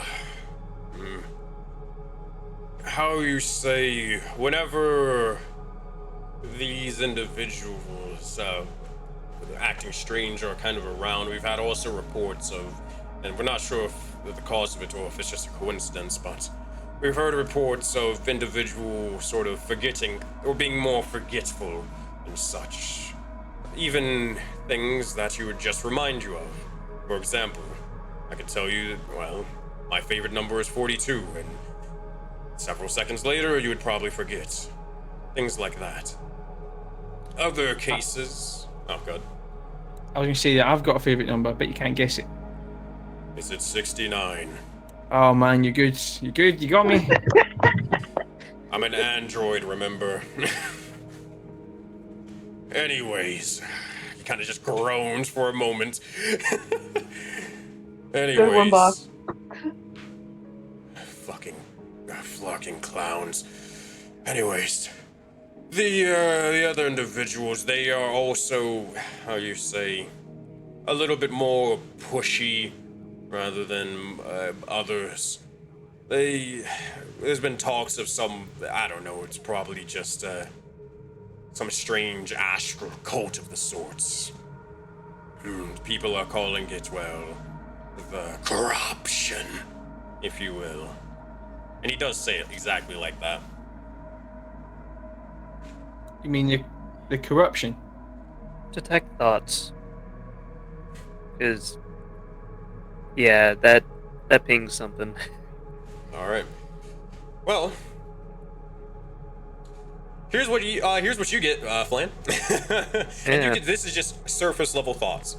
Remember? Yeah, that's what I'm going for right now. I'm not trying to delve because this guy's I don't want to make him mad. Here's what you get. 5, 5, 5, 5, 5, 5, 5, 5, 5, 5, 5. That is what you get. You can choose to delve deeper if you want. That must be a number he really doesn't like, because that's not 42.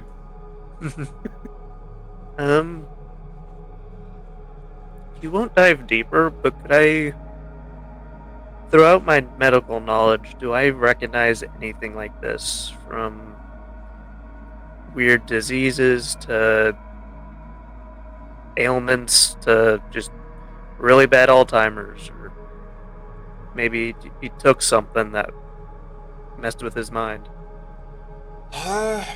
Looking around at it, you try to give him a little bit of a diagnostic. Make just from like face value. Doctor, if you could make a medicine check for me, please. 9. Looking at it, it's a bit of a struggle, mainly because you don't really have your tools at hand and you're just sort of looking at them. But even with all your bit of extensive knowledge in your field, this is a little bit strange. You're not sure if it's something of something influencing them or what, or if it's just maybe they're on a bad trip or something's happening with them. You're not sure, and that is a little bit concerning, to say the least. And he's been speaking completely fine, other than the mix-up with the join us and the word corruption. That is correct. I'll make a mental note for now. You'll see where this goes. All right. Any of the rest of you guys saying anything? Ador, Sif, Siler? No. Ador's just, he's pretty much going to just keep on listening to what he has to say, but he's taking mental notes of things that are going about that kind of seem off. Easy enough. As you're sort of doing so, Siler, what about you? No, Siler's just listening. Got you. He's intrigued. Sif, what about you? Same, just listening. Easy enough. As you're doing so, actually, if I could, all three of you, can I get perception checks from Ador, Siler, and Sif? Yeah. Now, to roll with advantage, how would I do that in Foundry? So, actually, let's try this out. I don't know if it does it automatically. It might actually, but in cases where it doesn't do it automatically, if you hold, or when you're about to click on perception, if you hold the Alt key on your keyboard, then it'll do it automatically. And for disadvantage, it's control. So yeah, just hold that button and then click. Ooh, there we go. Don't even need the advantage. Awesome. Yep. 22 and 12. Gotcha. All right. I would say so. Oh boy, this is about. What's about to happen? So, 12, Sif, you're kind of just you're kind of listening and such, and you're kind of going about everything. Siler, as you're kind of listening and you're kind of looking a little bit more intently, more so just I imagine just kind of singularly focusing onto this individual and what they're saying. Would that be a fair assumption? Oh yeah. Yeah, so you kind of look over at them, and one thing that you do sort of notice is that something's a little bit off with the Admiral here. It's you wouldn't know why, but you look over and it's just a very, very faint sort of thing, and no one else notices it except probably a door with the nat 20.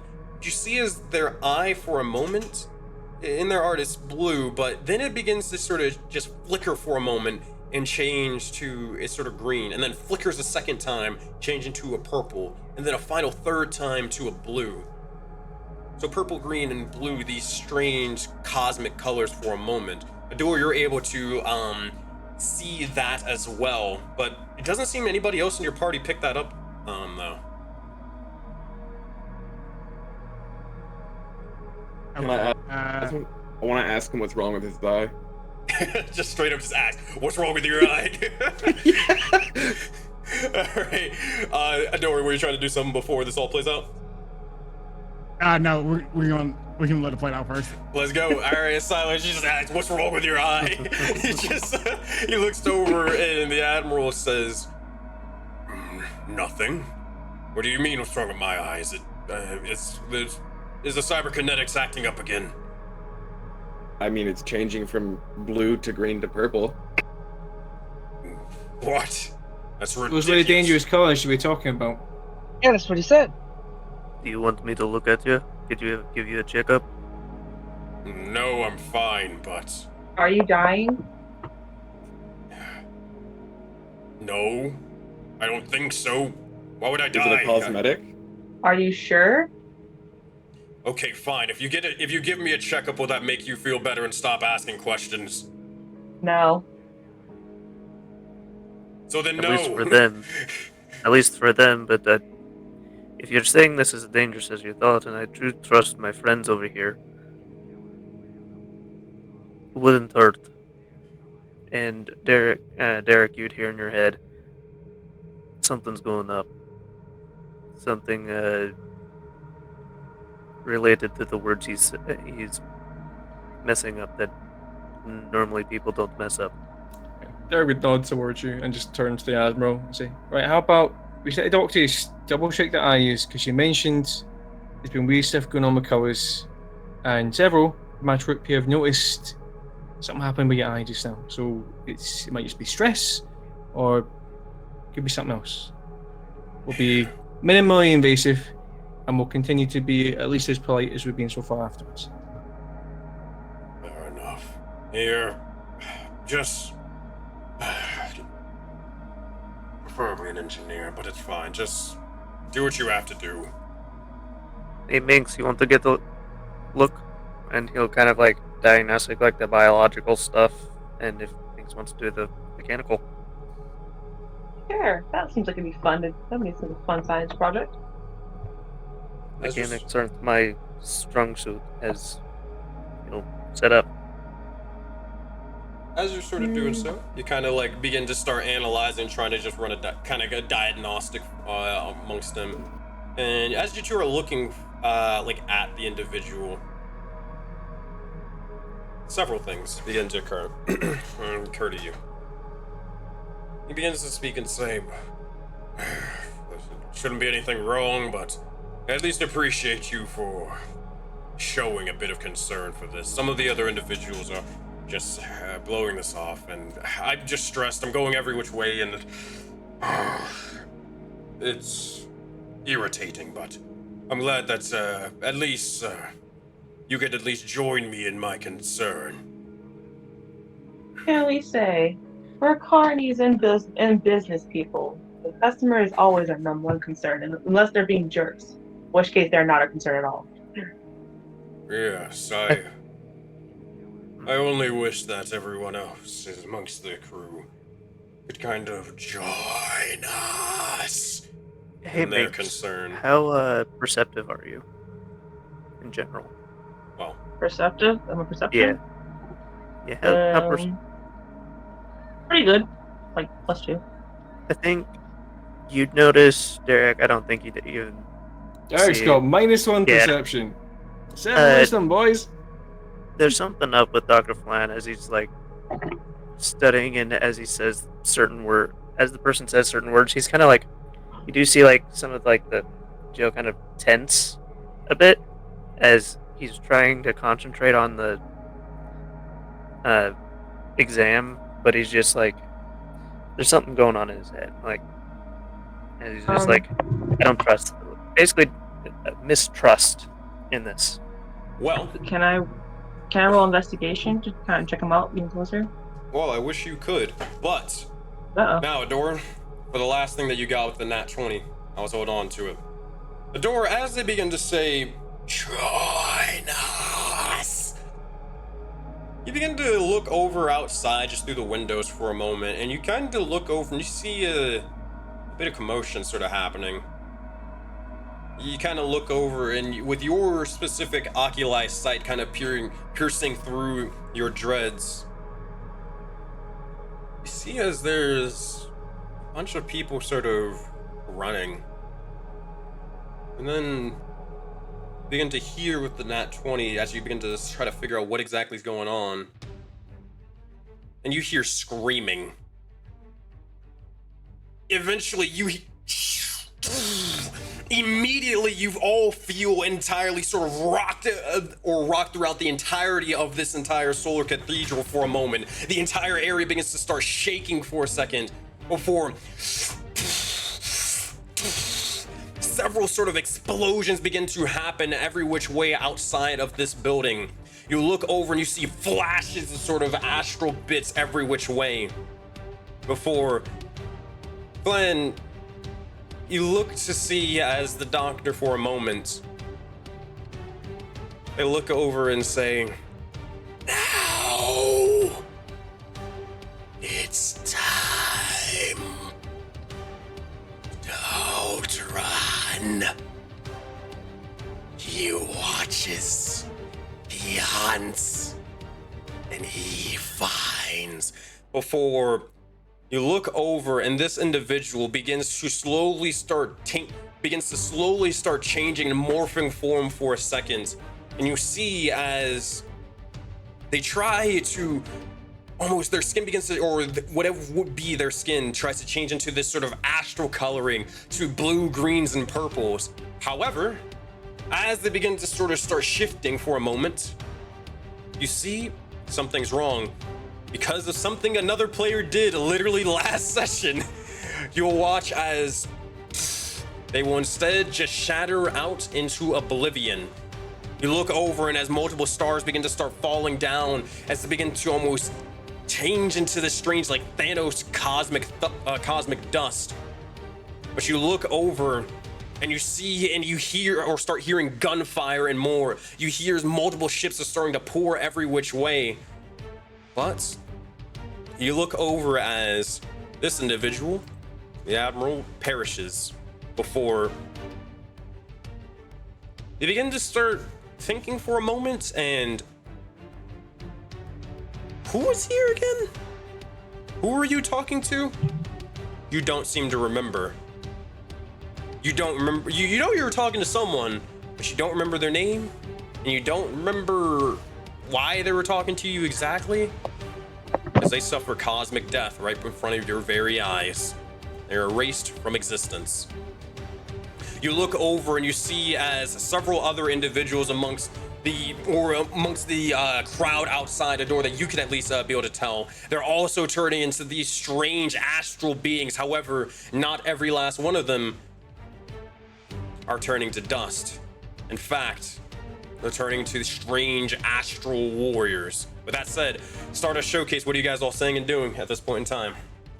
Derek's going to approach the podium, and you can you ask the people vacate in a safe and orderly manner out of these doors? Those of you that have not turned to dust, please.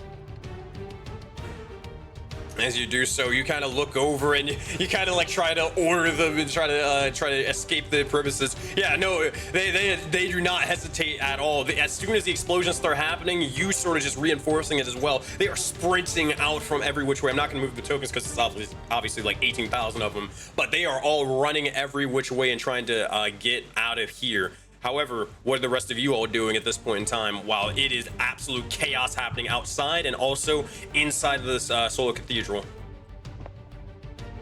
I don't think about time for us to just show on the road.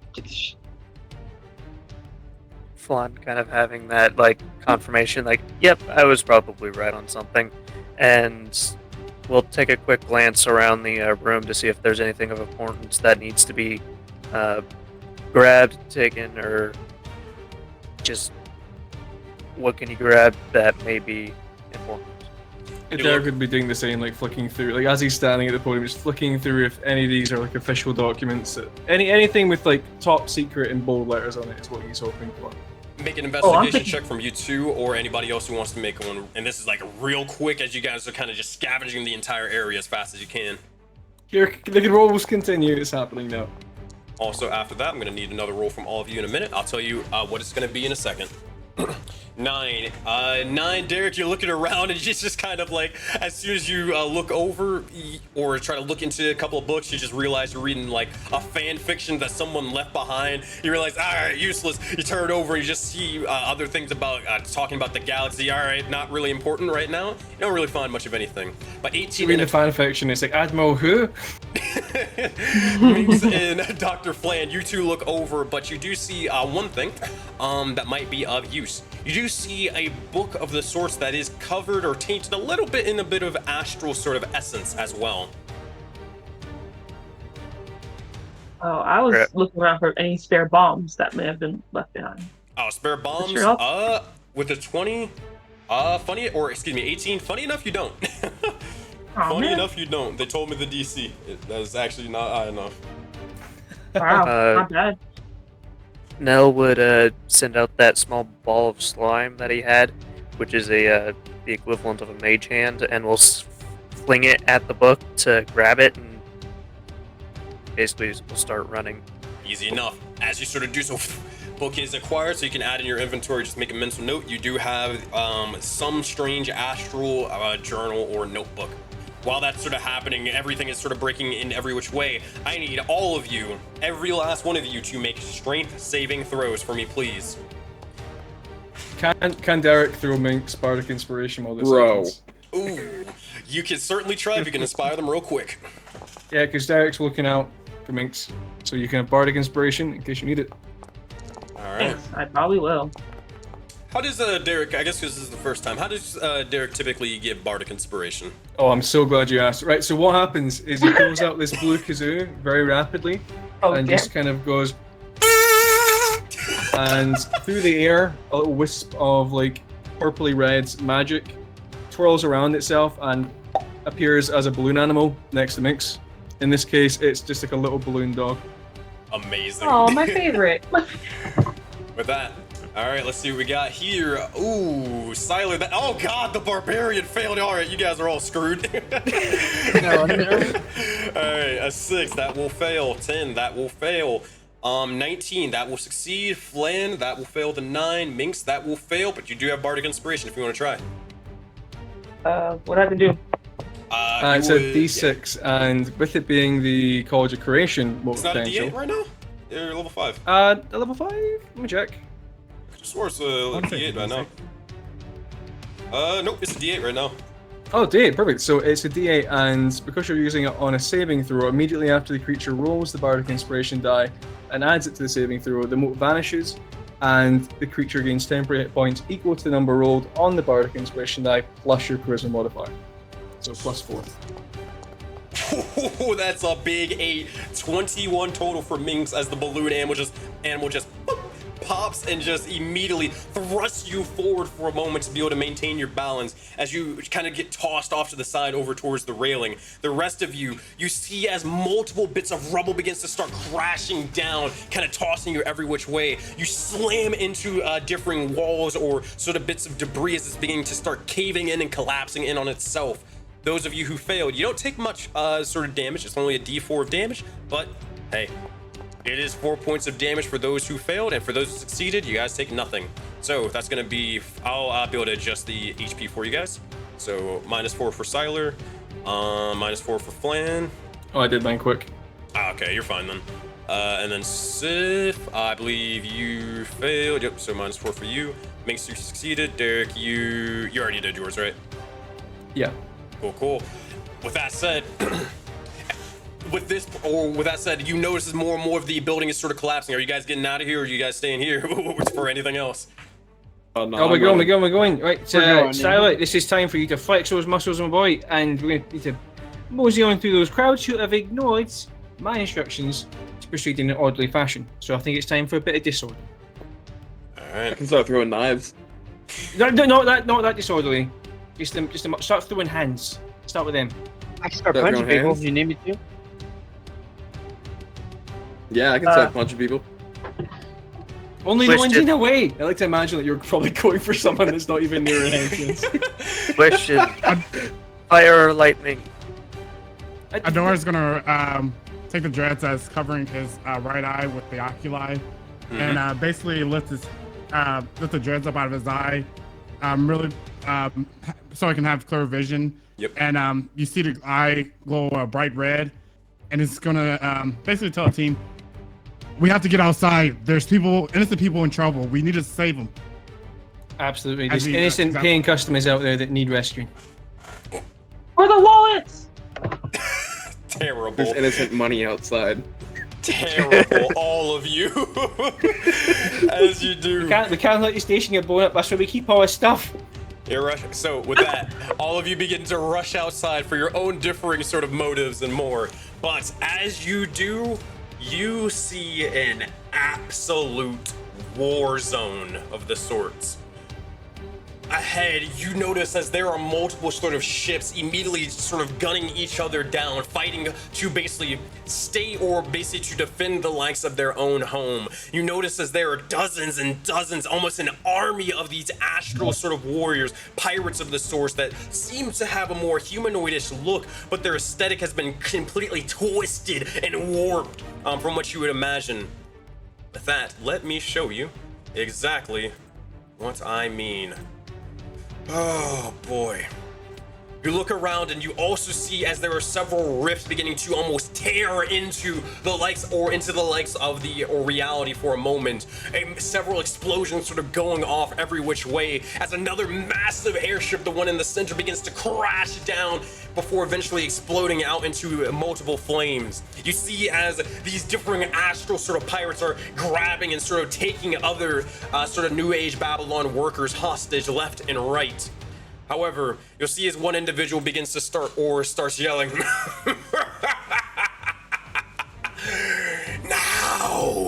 Now! It's time, boys!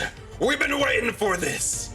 Time for the New Age Babylon to join us! First the Babylon, then Zandora. Then, why don't we take a little bit of a peek at Tahiri afterwards? Round them up and take them down! And with that, you look over and you see as multiple of these individuals being dragged every which way, and a fight is on your hands. Your souls are shackled, and the time for battle is now. I'm gonna need you guys to roll for initiative, my friends. All right, let's do this. So, first initiative for you guys. Here's how it works. So if you didn't see a giant sort of a bunch of token images come up onto your screen, then here's what you can do instead. Also, there are two Derek's for whatever reason. There we go, we fixed it. You can go to the top portion, and you will see these red D20 icons. Let's see if everybody's able to find it. Nope, that's fine. If you don't see like everybody's character image with the D20 icons at the top, then that's all good. Here's what you're going to do instead. You are instead going to go to the top right of your screen. You're going to hit the double swords over there where it says combat encounters and find your token. And then just hit the D20 icon afterwards. See if everybody's able to do that. My foundry crashed. Oh no! They said no. We got another one, boys. No. We got him. Don't worry, I got you. You mind if I roll initiative for you then? Go ahead. You're fine. All right. Just hopefully you don't go first. All right, there you go. Yeah. All right, you're good. You're going close to the last. You're a little bit over before Minx. All right. Now, in the meantime, let's roll for the enemies, and I will show you what's going on. Now, just for the sake of this combat, let me explain one thing. This thing load. All right, can you see the? There we go. Okay, you should see a giant orange rectangle on your screen. Does everybody see that? That is loaded in. Yep.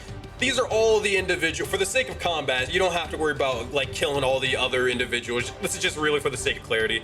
These are the only people that you will ever have to worry about in this sort of combat that you should really be focusing on. That, and they're also going to focus on you, for example. Does that make sense?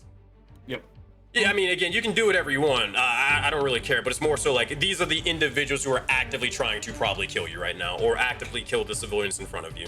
Make sense? The rest are like a nice, dramatic, dangerous backdrop. Exactly. Now you got it. All right. But I will turn that off. And actually, do you want me to leave it on, or I can probably just. I'll tell you what. I'll leave it. I'll turn it on whenever someone asks me for it, and we'll go from there. All right. In the meantime, let's roll initiative for these guys. I'm going to roll initiative for. Now we'll do it individually. We'll do it the long way. As much as it sucks. All right, bam. And NPCs like civilians, they won't go in initiative. They're just here. All right, and we should be good to go. Let me roll for NPCs, and we're gonna see what they're working with. A lot of dice going everywhere. Adore, you are still gonna be leading the charge though at top of the round. Dr. Flynn, you're up second. Sif is third, and then the Astral Pirates are gonna start forming in fourth. All right, now, one thing, I do have a timer on combat, but because this is obviously some people's first time using Foundry, the timer isn't going to be super relevant for the first couple of rounds. The other thing, the last sort of thing as we go through tutorial combat, is that, remember, in this campaign especially, teamwork is very much essential and vital for your guys' success. By working together, that is the only way you will be able to get things called unity points and stuff like that, to be able to eventually enter a huddle and start kicking some ass like the Guardians of the Galaxy. So make sure, or on your turns or whenever it's not your turn, maybe start brainstorming ways on how you can tag team moves together with other players, or maybe how you can combo spells and stuff together. But the more you get involved with other people's turns to like help them out, or more so like to combo things together, I should say, rather than like not interrupting them, but comboing things. That is how you get unity points. Does that make sense, or is anybody unclear on how that works? That's all good, to me at least. Work together, look awesome. Cool. Work together, die together. Maybe not the second part, but cool. Steal together. Alrighty, let's do this then. Top of the round, let's start off with you, Adore. Okay, begin combat, bam, bam. So, Adore, you tell me what you want to do, and I'll walk you through all of it on how to do it. Okay, Adore is immediately gonna pull out his bow, lone bow. So it's a bow basically that it looks at first whenever you see like a normal bow, just a black bow, but it has kind of sort of this fiery infused sigils along the handle of it. And so he's gonna go ahead and pull it out and take aim at one of the space pirates. He's gonna go ahead and take a shot. Alrighty, so here's what you're gonna do to do that. So for this pirate that you were trying to target, or that you wanna hit, hover over their token, and they're going to hit the T key to target them. Try that for me real quick. There you go. Awesome. So now that you have them targeted, now you're going to open up your character sheet if it's not open already. You're going to go to your inventory. Hit that inventory tab. Afterwards, to shoot with them with the longbow or whatever weapon you wish, you're going to hit the icon of the longbow, not the name, the icon. Do that for me. All right, give me a second. I have to close up my character sheet. Yep, all good. I probably should. I forgot to tell the other group how to make hotkeys and macros and stuff. I'll do that later. Awesome, there you go. With a 19, immediately the arrow begins to just sear through the sky and explodes out in this fiery sort of explosion, dealing 5 points of damage towards them. At this point, they look over towards you, and now you have their attention. Good stuff. That is your action. You do have a bonus action. What would you like to do? All right, for my bonus action, I think that's gonna be. Give me a second. Yep, go ahead, take your time. Okay, so as he's firing off his bow, I actually want to have a dreadful strike, or knock the arrow with a dreadful strike. That way, they take a little bit of psychic damage. Got you. Strike. Gotcha. It's gonna be 1d4, and I'm just looking for the action on my sheet. Oh wait, dreadful strike. That gotcha. So for that, what you're going to do is you're going to go to your features tab. So all your like little class abilities like Bardic Inspiration, all that stuff is going to be in features. Spells like Hunter's Mark as well. You know, it's going to be in spellbook. Okay. Got you. They're going to take an extra D4 psychic damage. That's going to be added to it. Yep, went through. So with that, as it begins to start twisting and turning into their minds. That is your action, and then did you want to do anything for a bonus action? For the bonus action, I'm not going to do anything. Yeah, so I'm not going to do anything this round. All right, staying here, or are you moving? He's going to stay here until he kind of gets a feel for the area. Sure thing. And last thing I'll have you do for your turn, can you make a perception check with me? This is going to be sight-based, so you would have advantage. 25, nice. So, Adora, as you're sort of looking around as you shoot the arrow for a moment, you look ahead over to the side and you do see the portals and rifts over towards your left and towards the north. You look over towards them and they're not rifts just leading out into oblivion. You look to see as the portals, because you got a 25, they're actually linked to each other. You could probably put 2 and 2 together and imagine that if one was to walk into one portal, they would probably walk out from the other portal. But you can relay that to your party. But besides that, it's going to be Dr. Flynn's turn. Yeah, I was going to relay information to this party. You got it. Okay. Go ahead, Flynn. So, I just want to make sure I got everything in here. What's good range?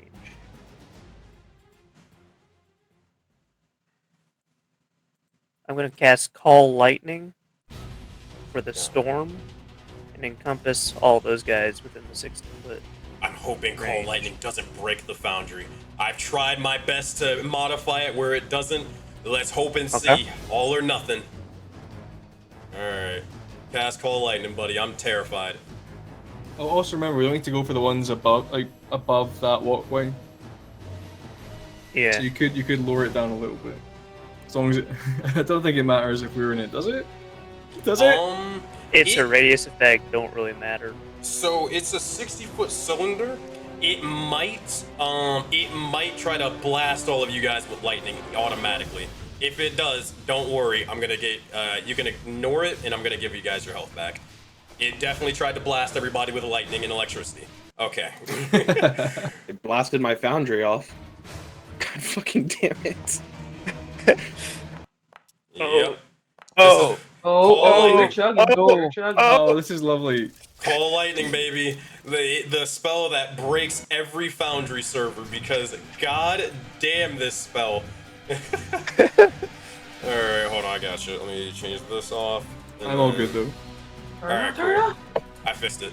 Boom. You just want a template of, yeah, there you Yeah, I go. got it. There we go. Okay.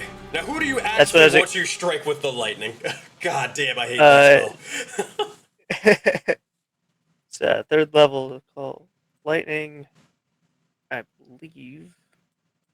You cast a spell when in flash. Each creature within 5 feet of the point must make 5 dexterity saving throw or take 3d10 lightning damage. Honestly, just getting everything in that area.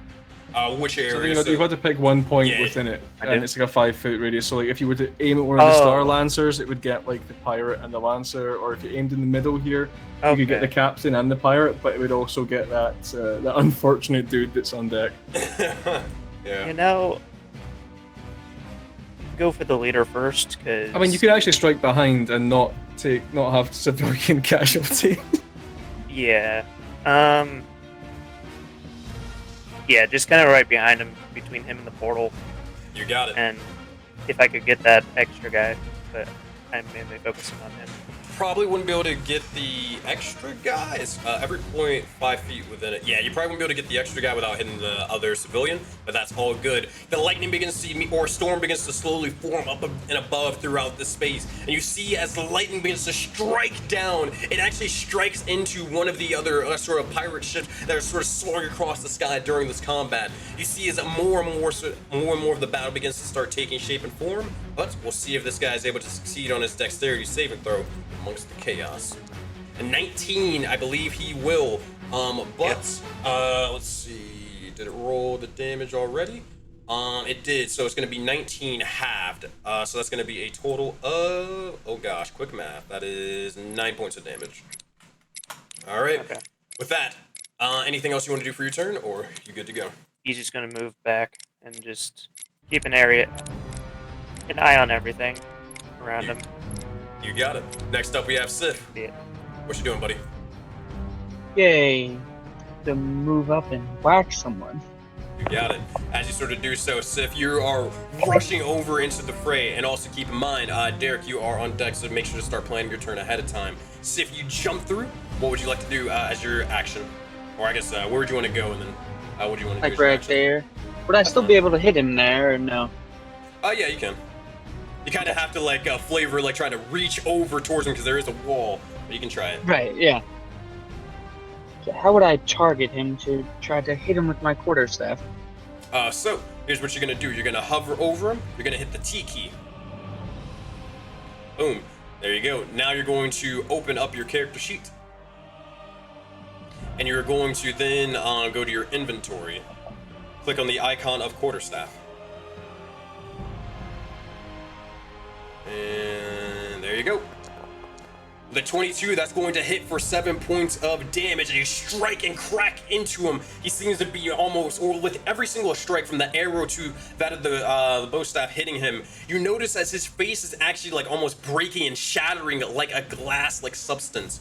However, he looks over towards you, and he is pissed off. That said, anything else you want to do for your... Actually, you have a second attack. You're level 5. Yes, I do. Go ahead. Yep. And that is a crit, Ooh. a natural 20. 13 points of damage. And with that, what does his demise look like, Sif?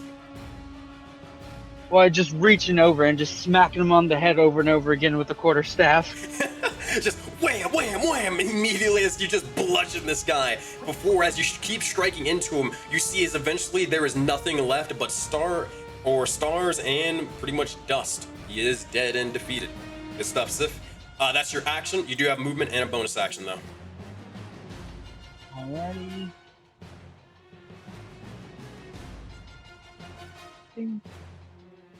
Just gonna move there and then I'm good. Alrighty, easy enough. As you do so. Now, also, as I've mentioned to a couple of individuals how do you cast spells and abilities. If you don't want to go through the process of having to like open up the character sheet, close the character sheet, open up again, if you look at the bottom of your screen, you might have noticed that there's like an MMO hotbar down below, or like kind of like a MOBA or whatever. You can actually drag the icon of whichever abilities you think you're going to use frequently, drag it onto the hotbar down below, and now it only, if you just press the 1 key or the 2 key or whatever you set it to, as long as you're targeting somebody, it'll do it all automatically and save you like 30 seconds of time. Does that make sense, or is anybody confused? It makes sense. Makes sense. Cool. Alrighty. With that, Sif, that is your turn. We head over towards the bandits, and then Derek, you are next. With that, Let's go over here. No unity points granted, so make sure you guys are working together on your turns. Huddles can start on round, or I believe on round 2. Now we did change that, but well, you gotta earn the unity points to do it. This individual, honestly, yeah, they're gonna start freaking killing the civilian. They have no reason not to. At this point, you'll see as they'll begin to take out one of the strange sort of cyberpunk techno blade, and as they do so, they're going to start slicing and dicing, aiming for their legs to prevent them from running. With that is a 13 to hit. It will hit the woman for 5 points of damage. At this point, you'll see as she strikes into him and just begins to start grabbing them and sort of pulling them back onto the ship or out towards the ether. With that is going to be a flavored sort of strike, and that is their go. Next up, we have these guys. All right, Astral Pirates. So they're going to use their movement to start moving for a moment, and they are going to, yeah, let's start rocking and rolling.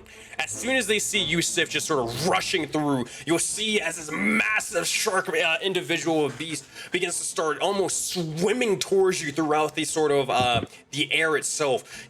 When they begin to sort of almost start just sort of stretching out their mouth, you see as there's a massive roar that begins to emanate from them.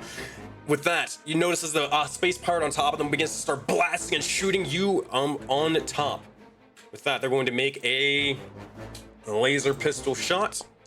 That is going to be a 17 to hit and 5 points of damage. Sif, you doing anything?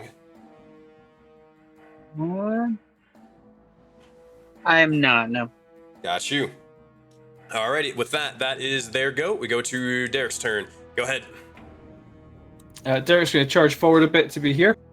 He's going to turn around to Flan and say, "Right, stop hitting little guy. We have to go for the big one now. I'm going to try and bring it down, make it a nice easy target for you. I've got your back, Sif." And he's going to attempt to cast Hideous Laughter on the big flying Star Lancer. Oh God. Because hopefully this could incapacitate it and make it prone. Alright, it's going to make a wisdom save. Alright, here's what happens. You just hear the most awful things grace your ears.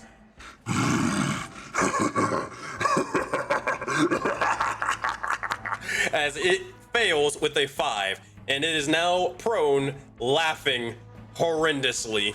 Oh God. You'll notice as it begins to crash down onto the ground, the the pirate begins to just fall down, crashing nearly into Sif's fist, as they will fall down as well. Good stuff. Good stuff. And Derek is also going to turn around to Siler and tell him, "Get in there, boy. He's big, but you're bigger." And a little, as a little balloon wisps over towards you, you're bardically inspired. And it's in the shape of like a little flexing bicep floating above your wings. Awesome. Good stuff. Now, again, just because we're in the tutorial fight, that'll be able to, or enough to exemplify unity and teamwork. You guys, or Derek, you will get your 1 unity point. 5 more to go for all of you. Alrighty. Next up in initiative, we go towards Pirate Captain. Okay. At this point, he sees that you guys are beginning to make a couple of problems, and he does not like that at all. He is going to look over and he's going to start throwing or shooting a couple of bullets, and he's going to also... this guy's health is also screwed. Hold on, let me fix that. Boop. And it should be boop. There we go. He is going to first take a shot at Derek for his first laser pistol shot. As he begins to do so, he will try to take you out. That is a 10. It will miss. You see he begins to start unloading several bullets. However, they are not making purchase. He is then going to, as he's trying to strike over towards you, he is then going to try to take a pot shot over at the doctor, calling down the lightning from afar. All right, with that, he's going to take a shot. And he's actually make a macro for this laser pistol. Bam. That's going to be a 24 to hit and 6 points of damage as he begins to just unload. And you notice as multiple sort of piercing lasers almost kind of form burn marks into your ooze.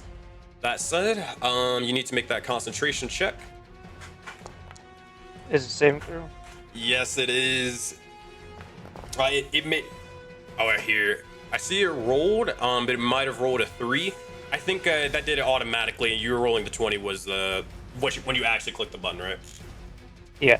Yeah, that happens with Foundry. Basically, it's a thing where if like a player isn't paying attention, just rolls for you. But all good. We will take the 20. You are still concentrating on Call Lightning. Alrighty. For his third final strike, he is going to then. He is going to. He is going to. He's gonna take he's gonna start slicing towards this individual. He's going to kind of hold them hostage here. He's going to do non-lethal damage, and he will threaten to kill him if you guys don't do anything past that. First, let's see if it strikes. I believe it will. Yep, 12 points of damage. It will strike into him as you see as he brings out almost the equivalent of a lightsaber and begins to start almost jabbing it into the individual. With that, he is basically unconscious, or the equivalent of 1 HP, really. If you do move, he will kill him without a second thought. All right, so you guys are gonna have to think fast and think strong. Speaking of strong, Siler, you're up. What you got for us? Fuck. Okay. I wanted. How much is that? 45 feet? I want to use Featherstorm on the pirate captain. You got it. All right, Featherstorm, as you begin to do so, you throw one of your sort of bladed daggers towards him, bladed feathers towards him. Go ahead. So, do you need to get the tutorial again, or you got it? Hold on. One second. For the Featherstorm. Here, so here's what you're gonna do. You're going to hover over the person that you want to hit. You're gonna hit the T key. There you go. And then now you're going to go into your inventory, go to features, and then hit Featherstorm. Oh. Did that work? No, but I can fix it. It's not rolling for. It's rolling damage. It's not rolling to hit though. Hold on, I got you. Ranged weapon strike. In the meantime, could you please roll a D? Or actually, here we can just do it again. Try it one more time for me, please. One more Featherstorm? Yeah. It's gonna be slightly inaccurate. I think it should be good now, though. Go ahead. There we go, 22 to hit. We'll take it. As it strikes into him, you'll see as it begins to, or almost cuts a part of his cheek, but he is still remaining strong. Anything else you want to do on your turn after that first attack? You do have 2. Am I able to do that again? Yeah, you can do. You can do it. It's just basically like a normal weapon for you. Sick. Doing it again. 24 points of another 4 points of damage. Just as it strikes over towards him, you kind of actually hit him in the cheek, and then the second time it ends into his arm as he begins to yell out into pain. He'll pay for that, boy. With that is your action. You do have a bonus action and movement. Anything else for you? No. For now, I'm good. Alrighty. With that is your turn. Next up, we got the Star Lancer over here. This individual is going to, they're gonna have a great time. To spice things up, they're going to go for, or they're going to start flying all the way over here. Alright, I'm gonna roll a D4. I call this the D4 of Doom. It's either, Derek, you are 1, Minx, you're 2, Siler, you're 3, Adore, you are 4. That is a 2. Here we are. Alright. Minx, how's it going? Just want to give you a heads up. Got a bit of a shield, Well, but we'll see what happens. We'll see what happens. we'll hope for the best. Alright, here's what they're going to do. They're going to try to use their horn attack, and they're going to just jab directly into and just try to chomp down. Let's see what they can. That is a 15 to hit. I believe that will hit, and you will take 13 points of damage as it just jabs into, nearly sending you flying back into the wall. With that, you guys are grouped up, but it seems to be that it is still able to get you for a little bit. It's going to not back up, but it's kind of going to almost hit you in a sort of strafing run motion. And as it does so, it's going to use this flyby feature to avoid attacks of opportunity. And it will fly over here, and that will be, oh, excuse me. This will be its turn.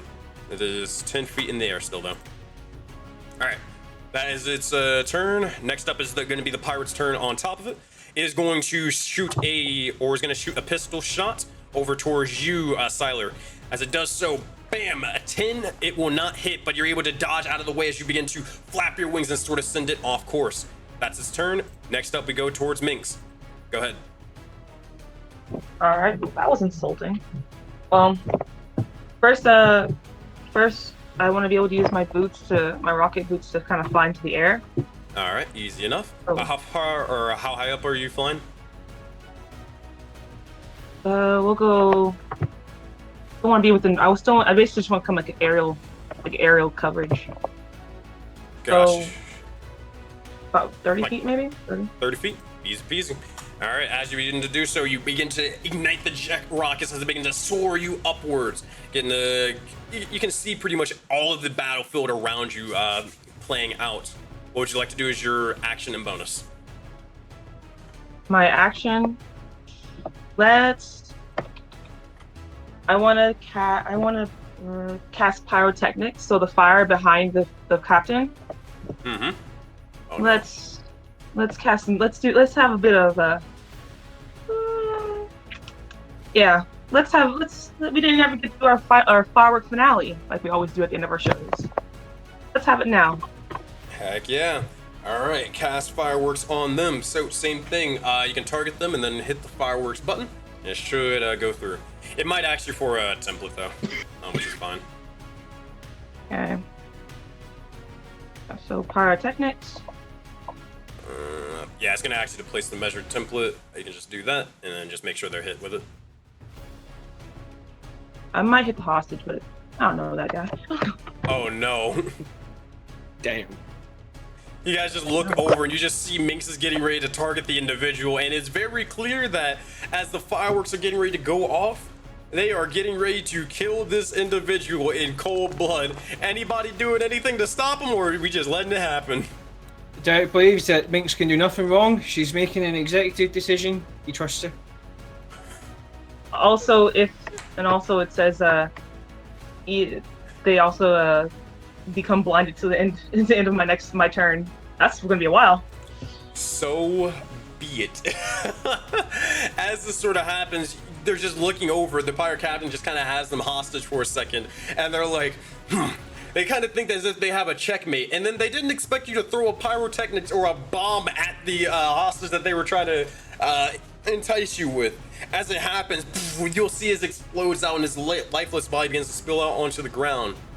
The pirate captain, however, as he was holding them, he seems to almost be completely blinded as he wasn't able to defend himself from it. He will fail, but the other astral pirate is unaffected. All right. With that, Minx, that is your action. You do have a bonus action. My bonus action? Let me see Actually, if there's anything pyrotechnics doesn't do damage. He's just blinded. Never mind. He's just screaming in pain. Oh. Besides that, nope. I don't think I can do anything else. I'm just gonna stay in the air and keep an eye on things. I will start kind of giving people heads up about if I can start just giving people heads up about things about certain attacks or whatever might happen to them. Mm-hmm. Easy enough. Actually, I'll say this. Minx, make a perception check for me. Have it. 16. All right, you'll definitely see it. Well, I'll tell you at the end of this round. But for right now, let's roll through initiative. This guy is laughing his butt off. He's gonna make a wisdom saving throw against Tasha City's laughter. 13, Derek. Spell DC of 15. Nope, he is still laughing. He's just like, at this point, it's almost as if he's like chomping down with each sort of giggle. But that's his go. Are you enjoying it, boy? You have a good laugh, boy? Oh, he's a good boy. With that, you'll look over and you'll see as the pirate's going to actually take a shot over at the one of the ranged individuals amongst the crew. They're going to take a shot at a door. All right. As they begin to pull out the laser pistol, will fire off, and with a 15, that will actually miss a door as it strikes off to the side. No effect. That is his go. Next up, this one off to the side. He's going to then look over and he's going to start slashing at this individual over here. Actually, Yeah, we'll do so. We'll do so. You'll start, you'll take his techno blade out, see if you can slice him down. 23, 6 points of damage. They are badly injured, but they are still alive at that. All right. That said, that is that guy's turn, and we come to the top of the round with Adora. But before we do this, and I'll give you your time back, several things. Minx, with your perception check, you look over and ahead, and you see as, well, as things aren't necessarily looking the greatest on the battlefield, they begin to look even worse. With your 16, excuse me, hold on 1 second. You begin to look as the battlefield begins to actually start changing and shifting for a moment. You see a thunder or hear a thunderous arrival as another explosion begins to go off into or to the left of the entire area, and immediately a massive generator begins to explode out, causing multiple differing explosions and other pyrotechnics as well. However, you see several arcing blasts of almost lasers begin to start striking, destroying everything every which way.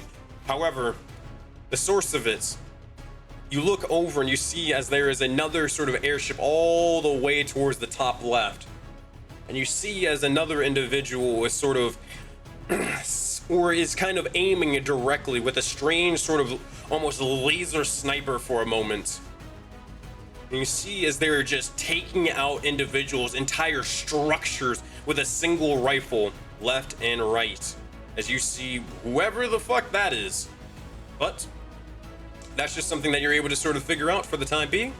In the meantime, top of the round, Adore, your team does have still only has 1 UD point. Maybe you can bring some on in right here and now. But regardless, you're up. What you got for us?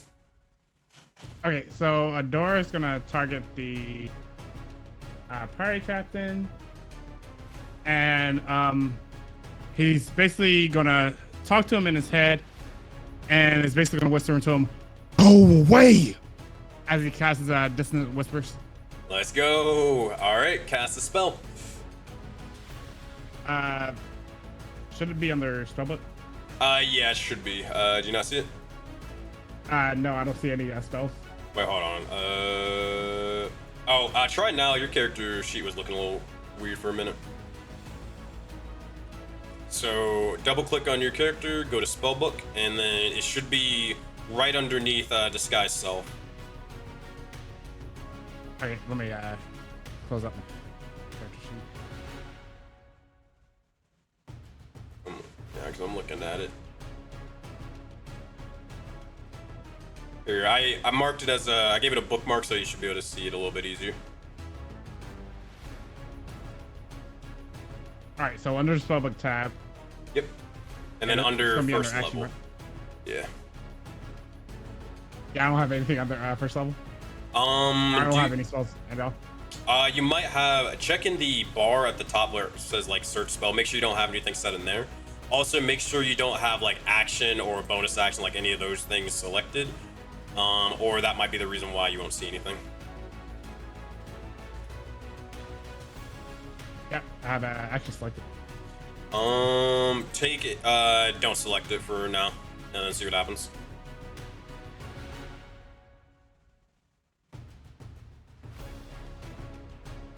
Nope. Here. So let me. I'm gonna Oh, snip here it. we go. Okay, I was able to find it. Oh, okay, you got it. All right, cool, select. cool. Yep. Awesome. Go. All right, so cast that spell and let's see what happens. All right. That's going to be. Damn. With a 6, you'll see as they begin to hear the words go away for a moment, and they begin to start looking around, flailing for a bit, trying to figure out who said that. As they begin to do so, they take the body and they're trying to almost bring it towards the flames before. Where? Be careful, boys. There might be another one somewhere near. Prepare yourselves. As they begin to start holding their head for a moment. With that, Dissonant Whispers is in play. Anything else for you, Adore?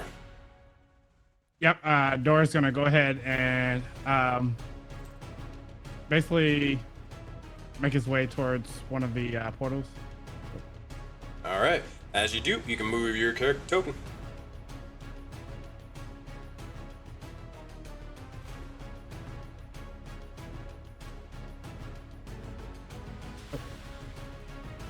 How would I turn off the ruler? Oh, what's it trying to do? Or what's it doing? Oh, the ruler was on, so I had selected the ruler earlier. Yeah, so to turn that off, you're going to go to the top left of your screen. You're going to go to where it hits the human or person looking icon. Make sure token controls is on, and then it's going to be another button right beside it. Select tokens, like a little square box thingy. Oh, gotcha. Make sure. Okay, yeah. There you go, you got it. Yep. Awesome. Sorry, so I'll move there, and he's gonna before he leaves, he's gonna grant Dr. Flynn Bardic of Inspiration. You got it. How does the door inspire Dr. Flan? He's gonna basically very much so awkwardly he's gonna go, "Hey, buddy, you got it," and then scurry away. A cheesy thumbs up as well. Yeah. He's very awkward whenever he gets Bardic of Inspiration. Easy enough. With that, Flan, you are inspired. Let's see what you got. Alright. Let me just this one shark guy, I need to make a dex save as I use my action to call lightning on him further back into the storm so nobody else gets caught. Alright, easy enough. Awesome, I got your message, by the way. Yep. It's easy. We'll just take your turn and then have you do what you gotta do. Yeah. So, the shark next to Sif. Got you. He's getting hit with the Answer. lightning. Oh, okay, Yeah. that's fine. Here, we're just gonna roll it manually. Just roll 3d10. I'll make the dex save for him. He's gonna have disadvantage also because he's prone. Dex save. That is a 9, and 9 damage. He will take that full amount as he is still being just struck with the lightning. Actually, does that provoke for him to make a saving throw, Logan, or no? I think so, yeah, with Dissonant Whispers whenever they take damage. Is it with advantage or is it just still normal? I think it's normal, let me check. I'll just roll normal for now. Don't matter, it's 10. Yeah, it just gets to repeat the save each time it takes damage and at the end of its turns. Got you. So as the lightning strikes down. Oh, sorry, no. Target has advantage on saving throw if it's triggered by damage. Oh, okay. Let's roll one more time. Don't matter. He is still laughing. That is a funny joke you got over there, Derek. But as this is sort of going on, you see as he is just still restrained over here. Flan, anything else from you? He'll yell over to.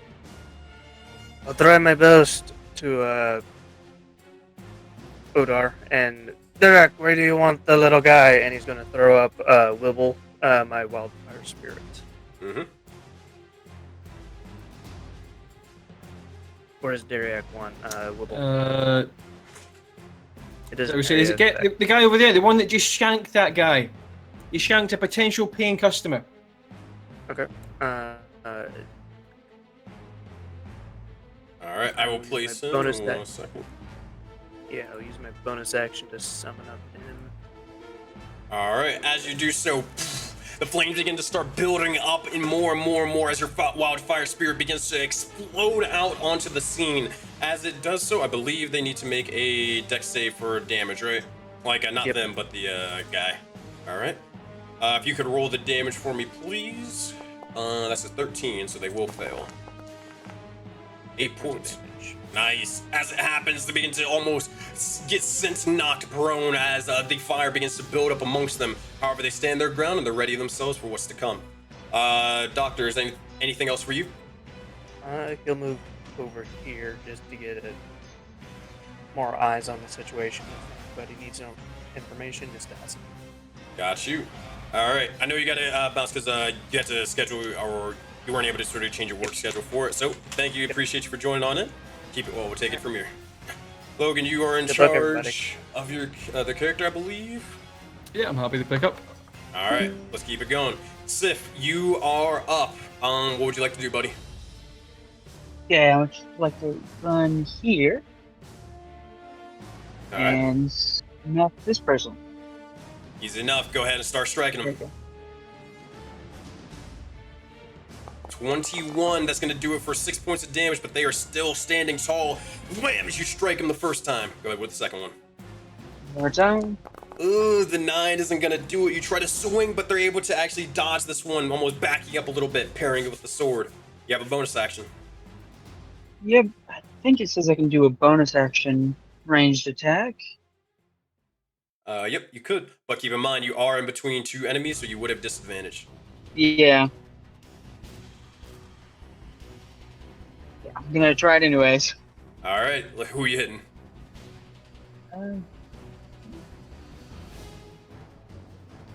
Boy over there. Will I Derek- still be able to Derek- shoot him?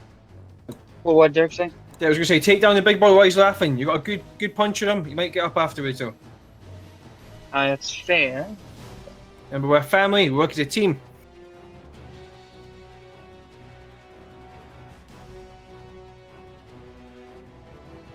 What's it going to be, Sif? Then yeah, Sif's gonna. Okay, boss, and then he's going to 2 attacks. All How right. would I use my flurry of blows on this? I just do it. Yeah, so it's the same thing. Instead of it being in the inventory, it's going to be in your features tab. Okay. And there's actually a different animation for it. The same thing, make sure to target them and you're good to go. And you actually would have advantage, so make sure to hold the Alt key while you're clicking on Flurry of Blows. Let's see if we're going to do that, and then I'll describe it afterwards. 22, 4 points of damage. Nice. As you begin to start pummeling this individual into the ground, just a strike after strike, go ahead and make your final Flurry of Blows strike.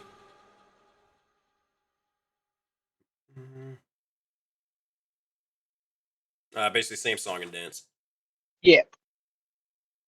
19 also will do There it we for go. another 5 points of damage. Again, just striking over and over and over again. He will get 2 wisdom saving throw attempts, but you see as he is looking a little worse for wear, but when you strike into him, you notice there's a bit of the Stardust is actually getting onto the likes of your fist. And it's actually being coated in that strange sort of astral energy. It's kind of a similar color and kind of a similar aura as the captain before, but it doesn't seem to be at least hostile for now, so I'll let you know if anything happens. Regardless, Sif, Okay. that is your action, your bonus action. Anything else for you? That's all. Alrighty, we go towards the enemy's turn as they are now going to start, well, wrecking house. Alright. Let's see as they will, wait, what? That's weird. They're going to use their Techno Blade. With that, the individual will be struck and they will be near death. That is their turn over here. Second guy over there, they're going to be over with Sif. Oh, actually before then, here, let me roll these wisdom saves before I forget. First one is a nat 20. All right, he is back and at it. With that, Sif, you find yourself in a little bit of an awkward scenario as this shark is trying to bite down into you, and the pirate is going to try to also kill you as well. They will have advantage on their attack. All right, Techno Blade, as they are flanking. 22 and an 22 to hit in 8 points of damage as this one strikes into. They kind of jab the blade into your abdomen before ripping it out. Blood spills onto the ground and you are looking worse for wear. All right, that said, Derek, quickly make an insight check for me, please. With a 10, I would say even then, you're not the most insightful, but you can at least tell when things are going well and things are going not so well. Especially with Mink's sort of air support from above. You look around and you guys are clearly sort of being outnumbered at this point. These individuals are not anyone or any people to sort of take lightly. Looking around, you notice as they're all sort of working together and working in unison, almost as a team, but you're gonna need to think of something fast and you're gonna need to think of something big, a change of tactics. But, Derek, your turn is beginning. Right, team, will you shape up, going for the big guy, which is not a good idea. Take out the 2 little ones, and then we'll go for the big sharks. And what he's going to do is he's going to pull out his Bolt 45 space revolver, and he's going to fire at the Astral Pirate that just tried to shank Sif. So nobody abuses his stuff. There's a 0 tolerance in the workplace for that. Gonna be 12. It's close. Ooh, just barely missing him. Barely missing it. Unless you got anything, like any sort of inspiration that you can use on yourself. I don't think so, but I could be wrong. No, I don't. He's a miss for Derek. And what he's going to do is he's going to give his bardic inspiration Well, I would say. to Ador and tell him, take a shot. He's a little bit of a... And a tiny little balloon rifle will attach itself to Ador's shoulder. Easy enough. You got it, Captain. Ador, you are inspired with that one. That said, keep in mind, I do want to remind, you guys can get, when it comes to like helping people out, you guys can go like really as crazy as like you really want, be as creative as you wish and such. If you, like for example, if someone wanted to like try to assist as a reaction on someone's turn to like, maybe if they missed a strike and then try to help him to do something to distract the guy to lower their AC or give him advantage and stuff like that, you can get really, really crazy. I'm a really cool DM, so don't be afraid to try things and just get wacky and wild. Most of the time, I'll even give you a little bit more damage on top of things for just doing crazy and cool stuff. So feel free to do whatever you want. I got you. All right, Derek, now your go. Yep, that's my turn. Alrighty. Next up, Pirate Lord over here. He is going to, he is going to first use his, he's going to use a bonus action, and he's going to look over towards this individual over here, and he's going to say, it's time to shape up, you mutt. Now, we take them all and take them to the void. Auroraverse will be waiting for them.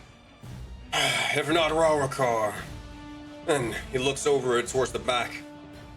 At least we have the gunslinger here to assist. Now, take them down now. With that, that's going to be his bonus action.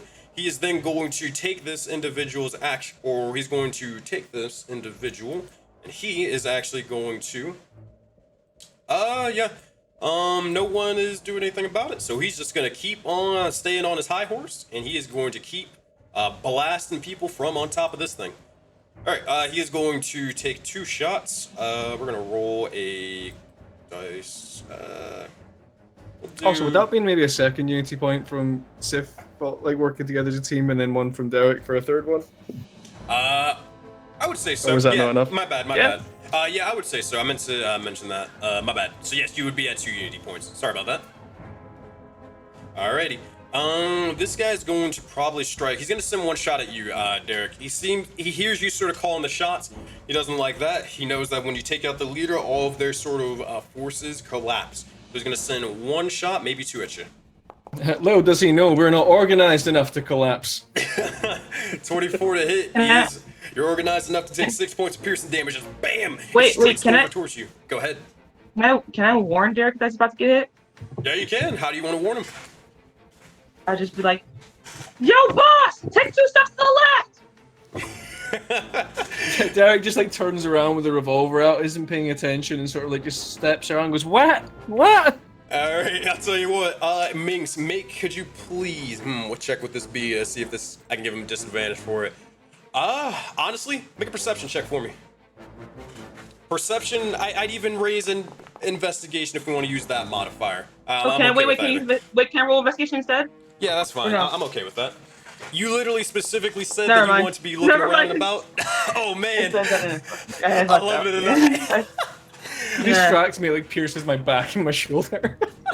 You try, Minx, as you sort of do so, you try to sort of alert the boss and just like, hey, wait, boss, watch out! And then you look over and Derek, you're not entirely sure where to watch out from, and bam, it just sort of strikes into you off to the side. With that, I'll tell you what, you don't get the unity point, but I'll tell you that you're able to reduce the damage by half. I'll tell you that much. So add But 3 keep back it up. on. Oh, perfect, thanks. I got you. All right, Minx, that is your reaction. That's the first guy's shot. He's going to try to silence you as he sees you screaming in the air. He's going to try to shoot you in the face. Second one, laser pistol. 23 to hit, 6 points of damage as they begin to start gunning you down from afar. With that is their turn. Next up, Siler, you're up. What would you like to do, buddy? Foundry crashed again. Every time it's your turn, they don't want you to play. Give me the sheet. Derek will take control. Don't worry, I got you. Here, I got an idea for you. Might help you out a little bit. But in the meantime, you can look at my screen and kind of get a general idea of the battlefield, and I can go from there. I did want to attack the Star Lancer that was with next to Sif. So Derek had said to Sif that we could try and focus on the 2 astral pirates that seem easier targets first while they're shanking us, and then go for the big guy. Wait, wasn't the pirate captain blinded? Oh yeah, you're right. Oh shoot, you're right. Hold on. Oh shit, you're right. Actually, And you are and I do have 110% right. Oh yeah, and I do have a question. Yeah. Oh shoot. Okay, what's your question? Sorry about that. Oh, that was going to be my question. If he was able to move 20 feet away. Yep, you are completely right. I forgot to mark him down. That is my fault entirely. Hold on, let me fix this up for a second. Move that fire. All right, first let me mark them off as blinded. Second, let me mark them off as distant whisper, as we have them with scream over here. Alrighty. First things first. Let's first order of events. We're going to try to shoot Derek with a disadvantage. 7. All right, so it wouldn't have hit. Add another 3 back on. I will give you that 3, and in fact, I'll give you a unity point because Minx was able to actually get them to dot or get you to dodge out of the way anyway. So there you go. Are you at 21? Yeah, 3 total now. Got my health back, please. Well, hold on. We got to roll for the disadvantage for you. So it might hit. It might hit you anyways. So Okay. let's see. They're going to do this. Laser pistol, and then bam. 12. It misses. You get all your health back. You are back to where you were. So that's 6 Yeah. HP. Let me give you that. Yay. And this individual, I believe they use the reaction to run as far away as possible, correct? Yeah, that's correct. All right, they're going to, as they kind of like try to shoot and they're missing every which way, they begin to start hearing more and more of the voices for a moment. And they will begin to start almost running in motion. And, oh man, yeah, this is the funnier narrative. They're going to run into the flames. And as they do so, fuck, they run into the portal. And as they do, whoop, we're gonna roll a D2. Or actually here, Adore, can you roll a D6 for me? To do that, just go into the bottom right of your screen, hit the D6 icon, and hit roll. Yep. All right, evens, they're gonna go to the left. Odds, they're gonna go to the right.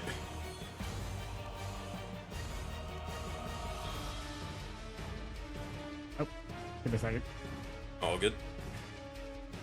Derek's gonna yell out, it's like a giant game of Astral Billiards. All right, that is odd. So that means they're going to go over to the right, I believe, unless I'm stupid. Alright, Captain, to bottom right pocket. All right, as they do so, you'll see as they'll begin to start flailing about every which way. They will begin to start moving over here, and that will be their turn. All right, now, Siler, you are up. What would you like to do? Still loading it. Here, I can kick you out, and then maybe that'll help. Oh, out. wait. Nope. Wait. Okay, I'm waiting. I've refreshed like 3 times because it wasn't working, and now it's getting back to where it was. So you guys said we're not focusing on the Lancers right now. We're focusing on the Mop up the pirates first, because they're doing some. They're getting quite lucky with their stabs, and our monkey boy is almost running out of monkey blood. All right. Then I want to go into an elemental rage. Nice. Which with element? air You to got avoid it. any shots coming at me. All right. As you do so, you begin to enter into a ferocious rage. And with that, let me get this for you, buddy. Alrighty. You begin to immediately watch as gusting winds begin to start forming around you. With that, Siler, that is your bonus action. You do have an action, though. All right. So this pirate here, then, I would like to hit him with Feather Fury or Feather Storm. Alrighty. You can let me know if you can target them. If not, I gotcha. Oh, I'm targeting him. Okay. That is an 8. It won't hit unless someone's trying to do something to help you out. Other than that, that'll be it. You do have a second attack, though, if you want to try it again. I would love to try that again. Go ahead. And good thing that you did, because that's a natural 20 for 12 points of damage. The first one is almost like a fainting feather storm as it sends or goes flying wide into the fire. The second one distracts him and then bam, just catches him right into his neck, and he is dead and defeated as he explodes out into astral mist. All right, that is your action. You do have movement if you want to go anywhere. No, I'm good for now. Alrighty, star thing. We'll get to that in Mink's turn in a minute on what they'll see.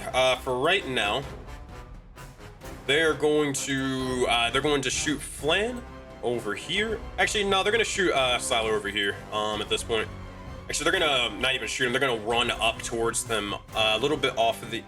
Actually, no, they probably wouldn't jump off of the thing. They will move with it, and they're going to try to strike at you with their Techno Blade. All right, first attack is going to be a 20 to hit, 10 points of damage, but that's going to be half to 5 because you are raging. So I'm going to give you your 5 HP back. With that, it slashes forth and a bit of blood begins to spill, but that is their turn. Minx, you're up. How are you, Sif? Where's the monkey? Where is he? Either way.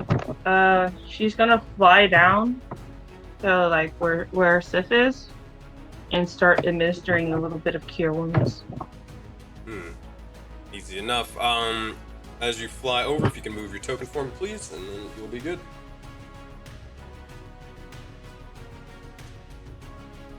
Thank you.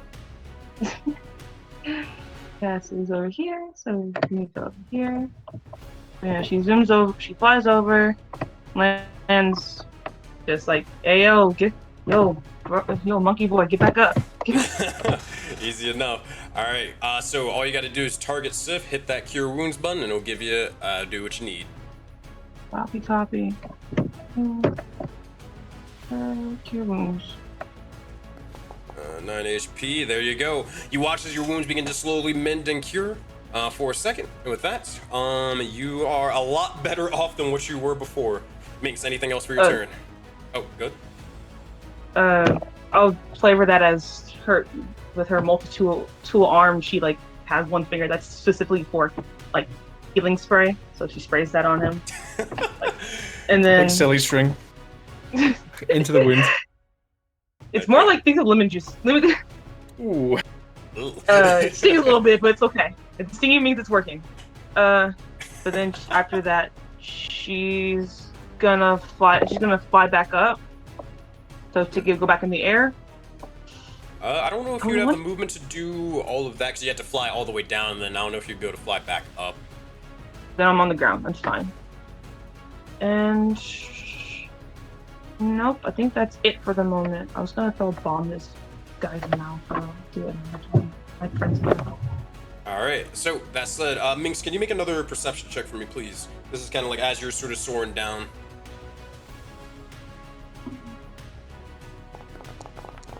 10?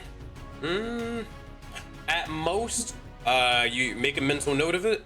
You saw a blinding purple light emanating from over here. Whatever it is, it don't look good, but we'll get to that later, I guess. And it looks very big. All right. Is Cure Wounds a bit of unity? No, it wouldn't be because it's just more so like you wouldn't get unity just from like casting a spell. Actually, I don't think you would. It wouldn't be necessarily just from using like basic abilities like like Cure Wounds or like Healing Word or whatever, like abilities that are in how you say are built into more like so do that. Like a standard play rather than like a nice little combo. Yeah, because it would then kind of like tailor towards like let's say a bard or a cleric would be able to easily get that, but a barbarian wouldn't necessarily. So it's more so like being a little bit more creative with it. However, if you want to try to get a unity point, what else would you try to do to help out Sif on their next turn to like try to buff them up a little bit? What would you try to do? Or how would you try to help him out? Well, if any of these goons on the side over here try to do any, or I guess the big shark guy tries to go after Sif again, I'm gonna at least back him up or get ready for use my reaction to kind of back him up. All right. Final drips of like the lemon juice, like spraying it over the Lancer's face, up its nose, open mouth. Easy enough. I'll tell you what. All right, if that's the case, make a sleight of hand check for me, and we'll see what happens.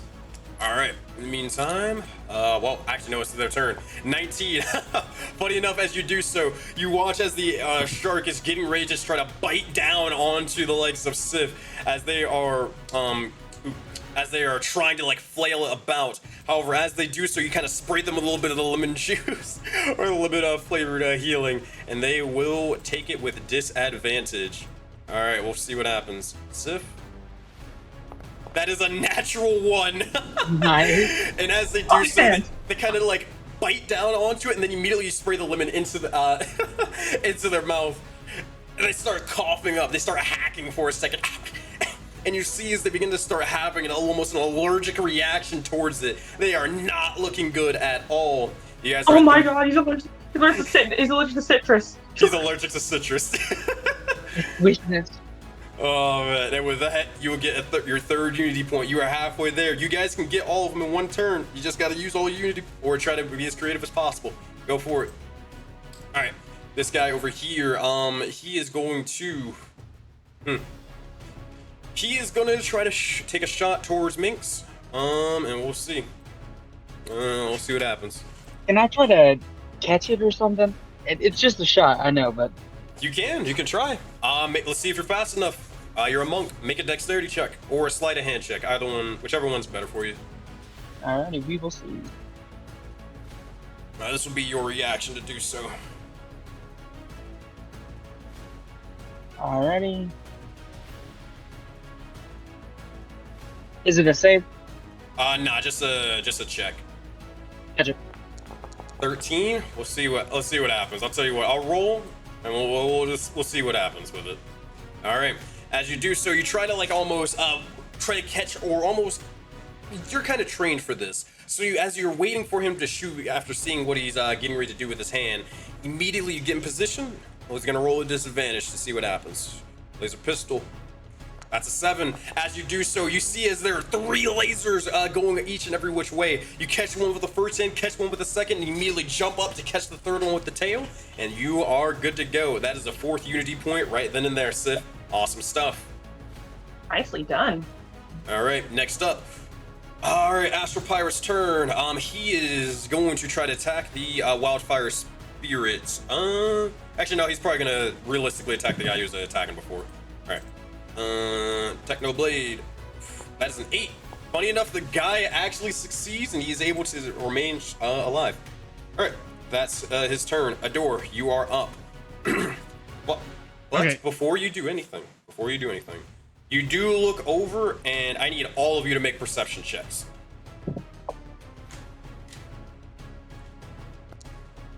Oh yeah. 3, 8, Oh yeah. 4. 7 Oh, wisdom yeah. at play. Oh, 7 man. wisdom at play. It gets Oh, worse. God. It gets worse. It gets Of worse. course, the every roll. idiot. Oh no! The idiot Oh, is my- We're I'm not sure if my advantage roll. Guys, I can see some cool Oh, shapes it in the did- fire. oh, Ador can save it. Ador can save it. How many His, colors? I said Ador. Ador can save it. 19. Oh, thank God. All right, everybody else just Ador. You kind of look over. You see as everybody's just sort of really focused on the battlefield, or others just not paying attention. However, Oculi sight begins to come into play. You see it coming from almost far away. However, you notice that purple light that I mentioned earlier is getting even bigger and even bigger at this point. You notice this is almost like a miniature spirit bomb being formed all the way over towards the north. If there's any people that you're gonna try to save, or if there's any time to try to get out or deal with these individuals as fast as possible, it is this turn and this turn alone. That thing is getting ready to drop, and you do not want to see the destruction of it anytime soon.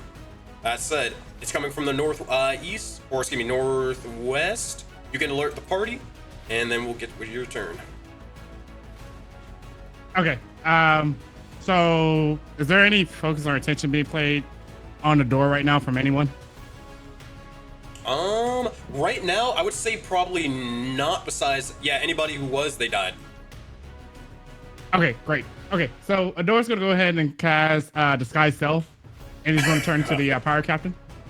Oh, here we go. All right, I got you. Hold on one second. As you do so. All right, you are the Pirate Captain. Okay. And then Ador in the Pirate Captain's voice is gonna basically tell his crew, "You guys are all a bunch of losers. Head towards the pink, purple light in the distance. We got work to do. Retreat!" All right. Give all of them the command to go towards the light. I like this. I like where this is going. All right. Make a deception check for me, please. I'll give you advantage. I like where this is going. I'll give you advantage. Deception. Perfect. 19. Let's see if you roll even a bit higher. That's what we're Let's looking go. for. Oh my god. Actor. You guys look over for a second, and you almost like your allies. You're able to at least see a door like change and shift, but for a second, you look and see is like, wait, hold on. You have to.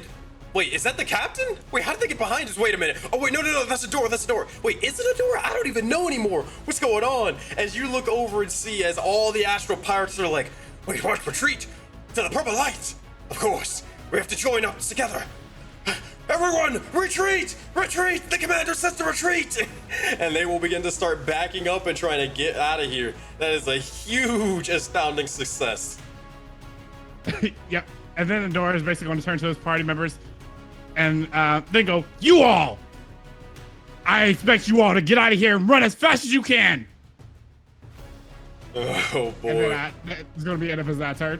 Is that still in character?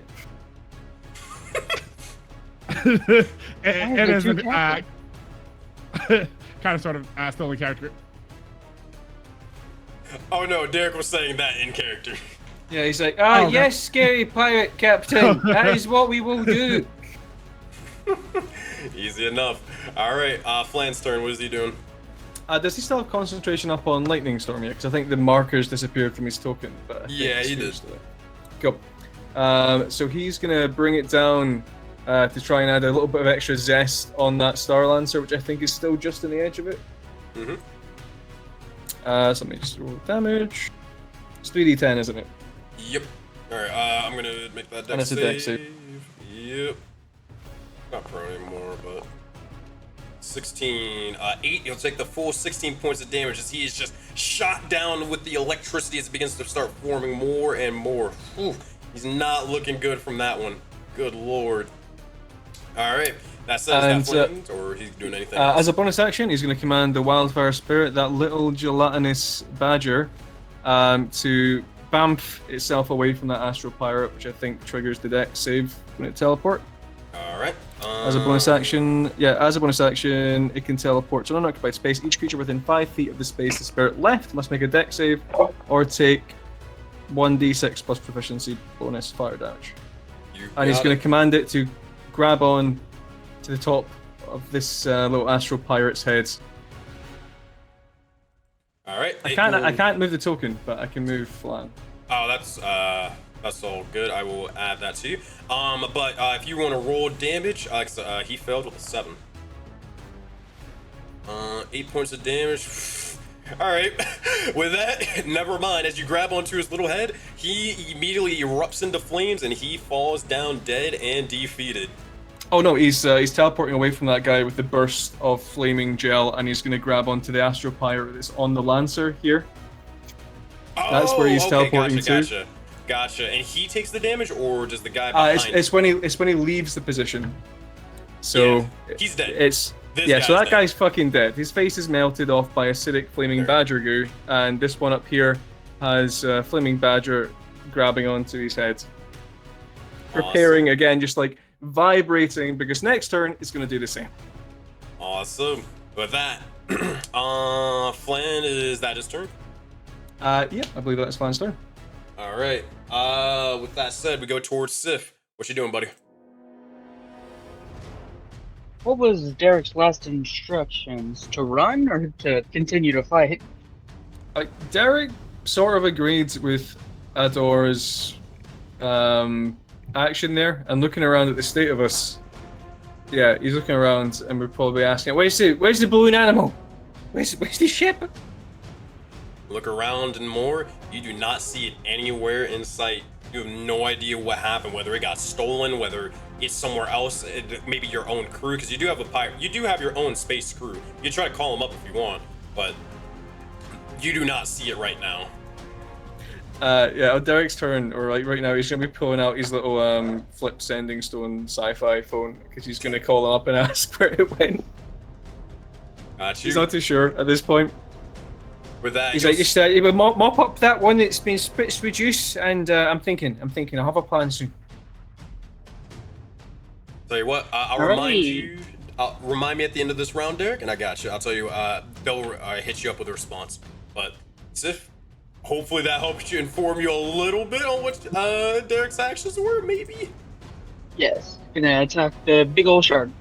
You got it. 26, that's gonna hit for 7 points of damage. Nice, it's almost done. Go ahead and make another strike.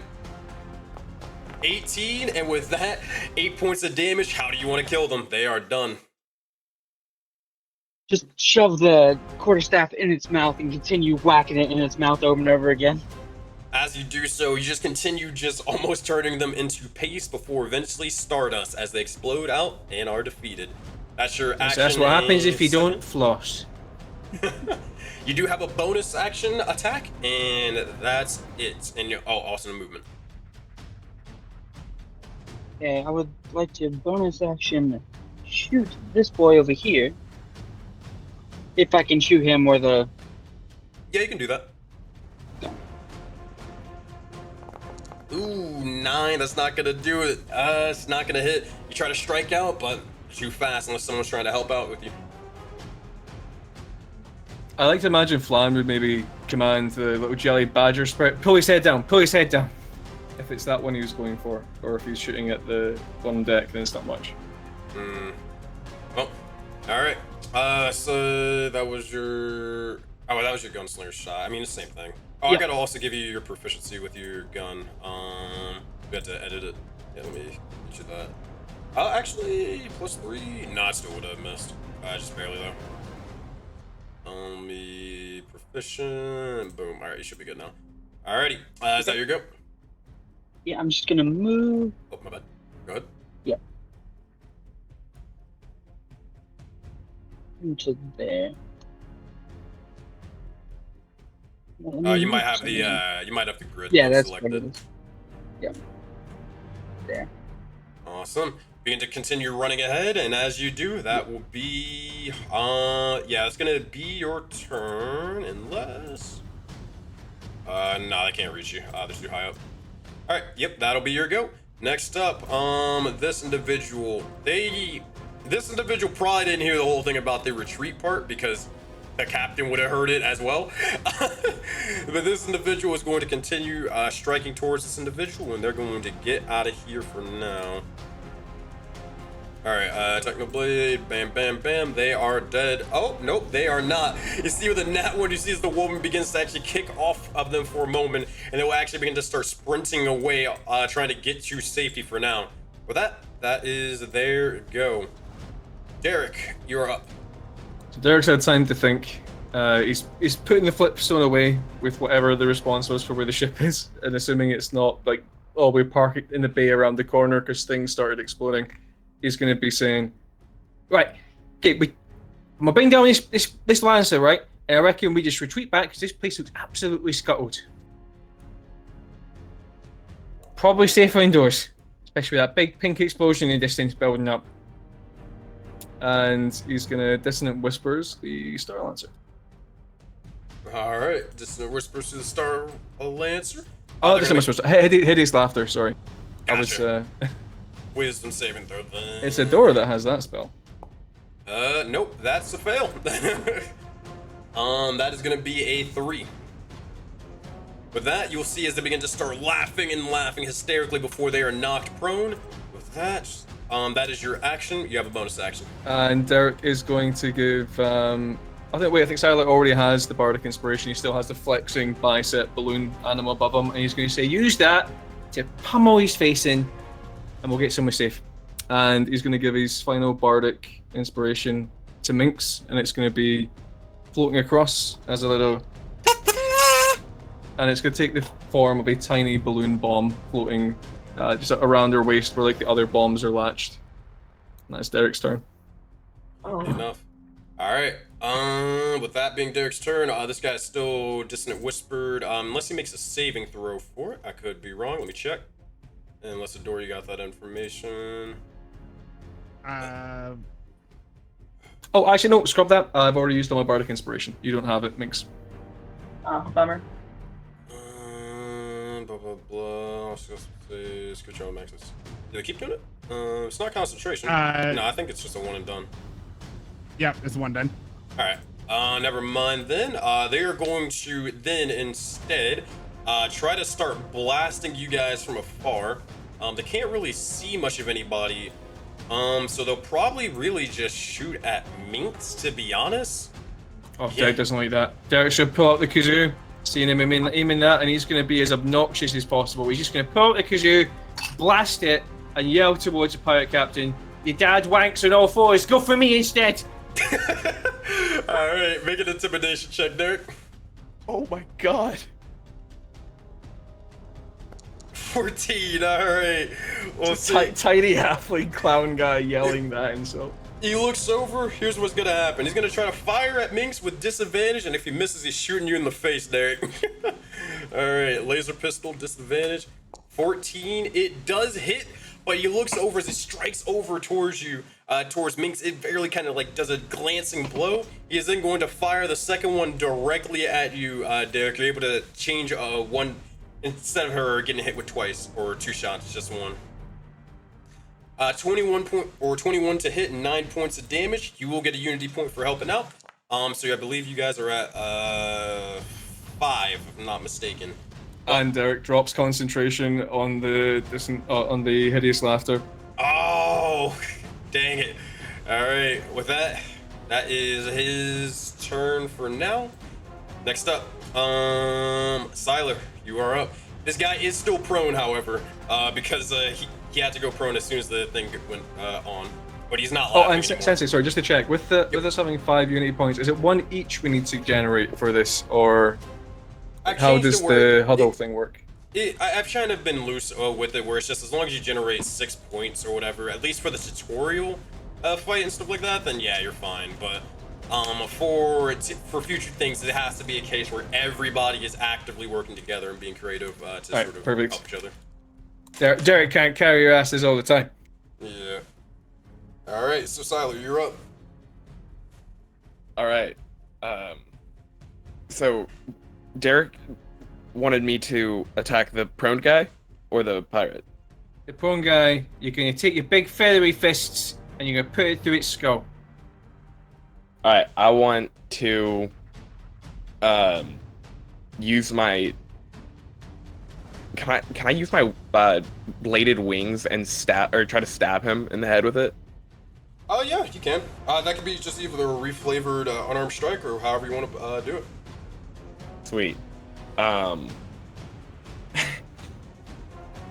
Boundary crashed.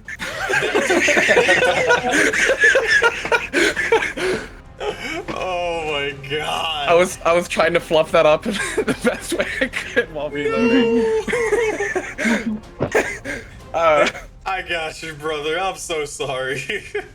No, I think it's because I left Skyrim on for 3 days straight. So might do it. Might. Who knows? Always back to Skyrim. Just works, he says. I gotcha. So 21 will hit for the first one. You do have advantage. Didn't roll with it. So the first one's gonna hit for 8 points of damage plus your rage damage, which is extra 2. And then I assume you're gonna hit him with the second and third strike, or no? Yeah. Got you. I don't know why it's not rolling with advantage, so we're gonna take that 21, which will hit. for an extra 5 points of damage plus another 2 because of rage. And then the third final strike is you just begin to start pummeling into them. Let's try one last time. Oh, if you use your Bardic Inspiration, there can be another little explosion. Up to you.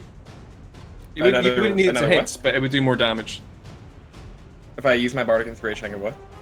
It explodes for a DC 15 con save and does the Bardic Inspiration die as damage. Yes. Alright, so is that what you want to do? Yes.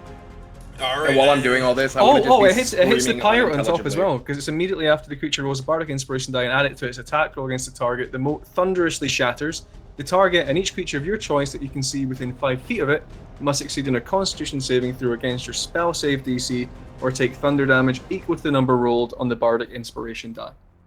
You got it. They're going to make that con save, which they will fail. If you could please, Derek, roll a d8 for that thing. Oh yeah, oh yeah. 1 It's point a of balloon damage. exploding. It's a balloon bicep. It just snaps, little balloon tendons going everywhere, and little bits of elastic just into their faces. Unfortunate, but it is what it is. Alrighty. Well, there's this guy. He is no longer charmed and such. He's going to get back up. He's going to strike Siler with a horde for 36 points of damage, but good thing is you are resistant because you are raging, so that's going to be 18 points of damage instead. As he just jabs directly into you, he almost pierces through your abdomen entirely as he just kind of keeps you there for a moment. You have to kind of will yourself out as you are not being let go or being free. With that, oh god. Also, I forgot I've added this feature to them. Tyler, you are considered grappled, and you, my friend, are going for a ride. You'll see as he begins to start or almost soaring up towards the skies, and as he does so, you immediately begin to start going higher and higher and higher for a moment as you're being taken almost with this individual. However, pirate down below, where is that guy? Did not go. He is then going to look over towards you, and he's going to try to stab you while you're being almost pierced in real time by the shark. All right, he's going to hit you. An 11. That one won't hit. Thank God it's not a crit. It's far from it. That one will miss. He's trying to swing wildly at you, but not able to make a purchase. Minx, final one up before this giant purple blast goes off. What are you trying to do? Can I chase after the flying dude and try to knock my friend out of his mouth? You better. Or Yeah, make sure you go get him. He's the biggest, strongest roadie we've had in years. All right. Save his beautiful buff behind. I'm just So, yeah, screaming unintelligibly right now. Yeah, so she's gonna fly after it and try to shoot at the shark. You got it. All right. Yep. What spell or ability are you trying to shoot him with? Let's see what we got on the docket today. We'll try let's try Scorching Ray. Scorching Ray. All right. So for this one, cast Scorching Ray the first time, and then you're gonna need to roll just 2d20 like manually afterwards. So 13. Oh god, yeah, Sif targeted. Why are you targeting Sif? So Oh, just- sorry. Not targeting Sif.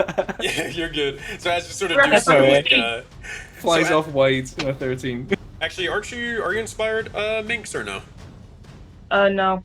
Couldn't. Gotcha. He said he uses lack of inspiration. Yeah, because I used one on Minx when we were inside, then I've given one to Idor, or I've given one to Sif, and then I gave one, I think, to Siler, who just used it to get himself eaten.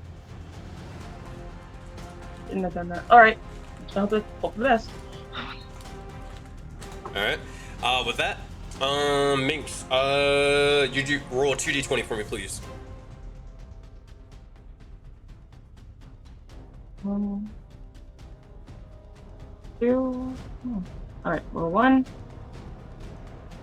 It's not what I said to do. It's in the bottom right. There you go. No, I did. I just didn't. There we go. Let's see. 13 and a 19. That one will hit. The 13 will hit once we add your modifiers. So let's roll for this for sake of brevity. 14 points of damage. Oh boy. Minx. Oh! As you begin to shoot the likes of the scorching rays left and right, the first one gets completely misses, striking into something else entirely. The second one strikes into him, and you can see Siler kind of almost sliding off. The third one strikes into him again, and you see Siler is almost completely free. However, they are still alive and kicking. With that said, is there anything anyone is trying to do to help out at all? This would be I firmly in rule of cool, but could the badger crawl down into the thing's mouth and do its thing a turn early to the fucking explosion teleport? And I think it can take Siler with it. We can So try. the thing works. We can try both. I also heard Jay, you were trying to do something. Yeah, as the pirate captain, Ador is gonna go ahead and command the beast to let him down. Gosh, So he's basically gonna go, where are you taking him? Leave him here. He doesn't need to go with us. All right, let's see. It's gonna be. Oh man, this is about to be something fierce. All right, Ador, I need you to make a deception check with advantage. This is to see if he can distract the shark long enough for the badger to crawl into its mouth or take it with him. 21. You succeed. All right, first step of this puzzle is completed. You look over and the shark is looking directly towards you, and the pirate is also looking towards you as well. All right, with that, badger begins to start rushing in and is going to try to take Siler with it. Yeah, it's gonna crawl into the mouth, and it's gonna be like slippery, burny, gooey badger paws all over your wings, Siler, as it sort of puts its back paws on your shoulders and tries to wrap them around your big bird neck, and then starts pushing up with its claws, scratching at the top of the lancer's mouth before glowing bright green and attempting to teleport you 15 foot down, leaving flaming goo behind. As you do, all up to this one. So we're gonna make the equivalent of a stealth check or a dexterity check for this spirit. So just roll a d20. I'm gonna look at Flynn's thing, unless you got the modifier for me. 50 base, I would say that's good. Or yeah, 15 total. That'd be good enough. As you do so, you begin to rush over to try to grab the likes of Siler for a moment. As you do so, you teleport him out. Oh, and max damage on this one. And as you do, you begin to teleport Siler wherever you so please, but as it happens, you leave a gooey explosion as 9 points of damage towards the laser shark will immediately bring it down. And with that, you'll also even notice as the pirate on top of that will also crash down several feet, almost breaking their neck in the process as they drop down. It is not good at all. They're gonna take a total of 4d6 damage. Yeah, they're dead. You look over. Flan is like that. It's the doctor's orders. Oh my gosh, I'm this type. You look over and you just see, bam, their entire just back just completely broken at this point. But that guy is dead and defeated. And you all look over and thank goodness you got it when you did. You look over, and as you were telling them, or as Ador was telling them to go into the giant purple explosion, well, you would have got caught in this. Everyone, you all look over for a moment, right before the next round was to start, and you see as the individual who's been charging up this entire time for a moment, the massive purple bit of energy begins to start getting almost unbearable to withstand or hold any longer. It fires off, and you see almost this blinding purple light. It's small at first, and then it expands more and more and more until it begins to almost get as big as one of these ships itself. You look over and you see as a mass amount of dark aura and energy begins to just irradiate the entire area. You see as bits of metal and steel are almost completely eviscerated, twisted and turned. You notice as the ship that was standing over here completely almost begins to sink into itself in this strange sort of black hole-esque nature, before eventually the explosion begins to get even larger. The points where I need all of you to make Constitution saving throws for me, please. You all get affected by it. However, how bad is what I need to know and what you are rolling for full clarity. So because I'm still getting into the swing of adding in these really cool things, is there anything that Derek could do in terms of warding winds and trying to... Actually, he'd have to run towards Minx to do that and risk himself. I'll tell you what. Actually, no, I'm fine staying back here. That's okay, because I just realized the distance he wouldn't be able to. He's only a little guy.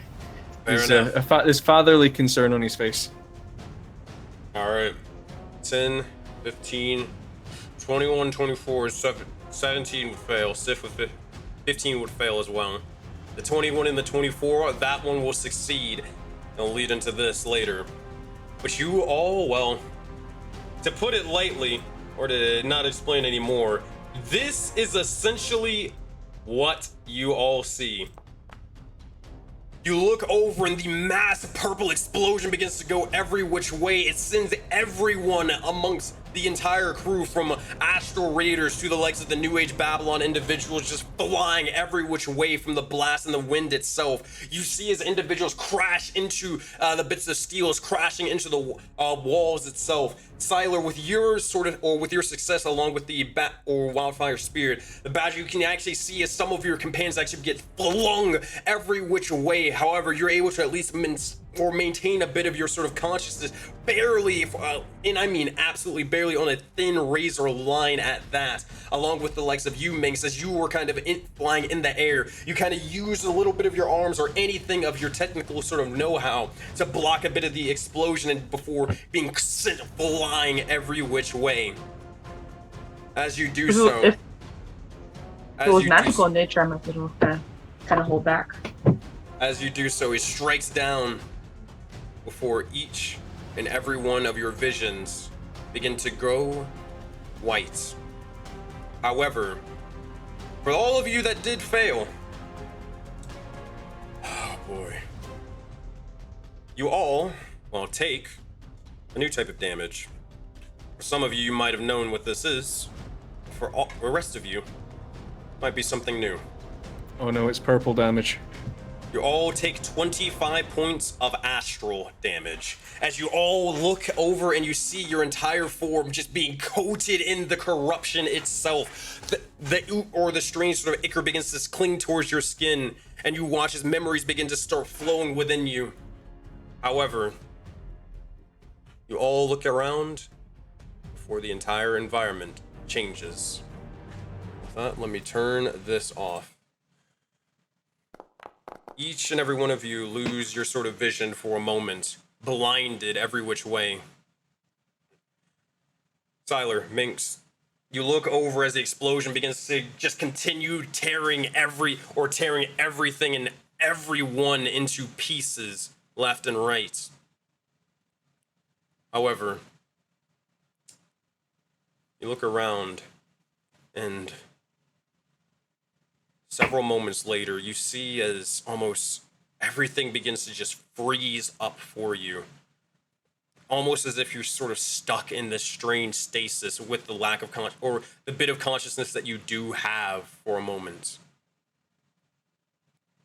The only things that you see besides the destruction is several bits of stars clinging towards your forms, before eventually it all ceases and it all fades.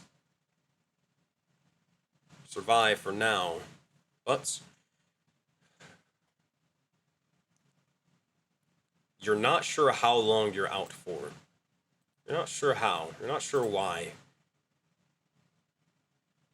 But eventually, what feels like almost moments, or not even minutes, not even really hours. It almost feels like days.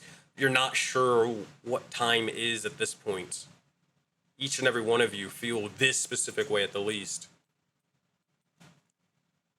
Before eventually you awaken just a little bit, left and right, and you see this entire area almost barren. Nothing but ships that were used for flight completely eviscerated, bodies left every which way, fire still burning and burning more and more of the infrastructure of the Space Station Zero. You look around and, at the very least, find yourself in a place different from where the battle at least happened. Look down at each and every one of your forms for moments, and again, you can't piece together why or how you got exactly here.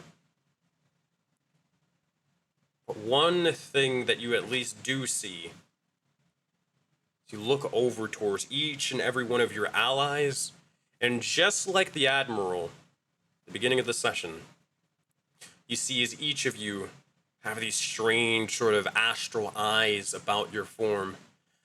For others who failed their saving throws, you more so see your entire body coated in the astral or mess, similar to the pirates themselves. Looking at your allies, Lois, you'd see as Ador, you're sort of coughing up a bit of blood from the explosion. The blood itself is astral in nature. As you look over, and well, you all wound up here. 1 second. This one might take a little while to load. I'll be honest with you, so I might just have to screenshot it for you. But it's all good if I need to. 1 second. This one will take a little while, I imagine. Damn it. I crashed. I knew that one was coming.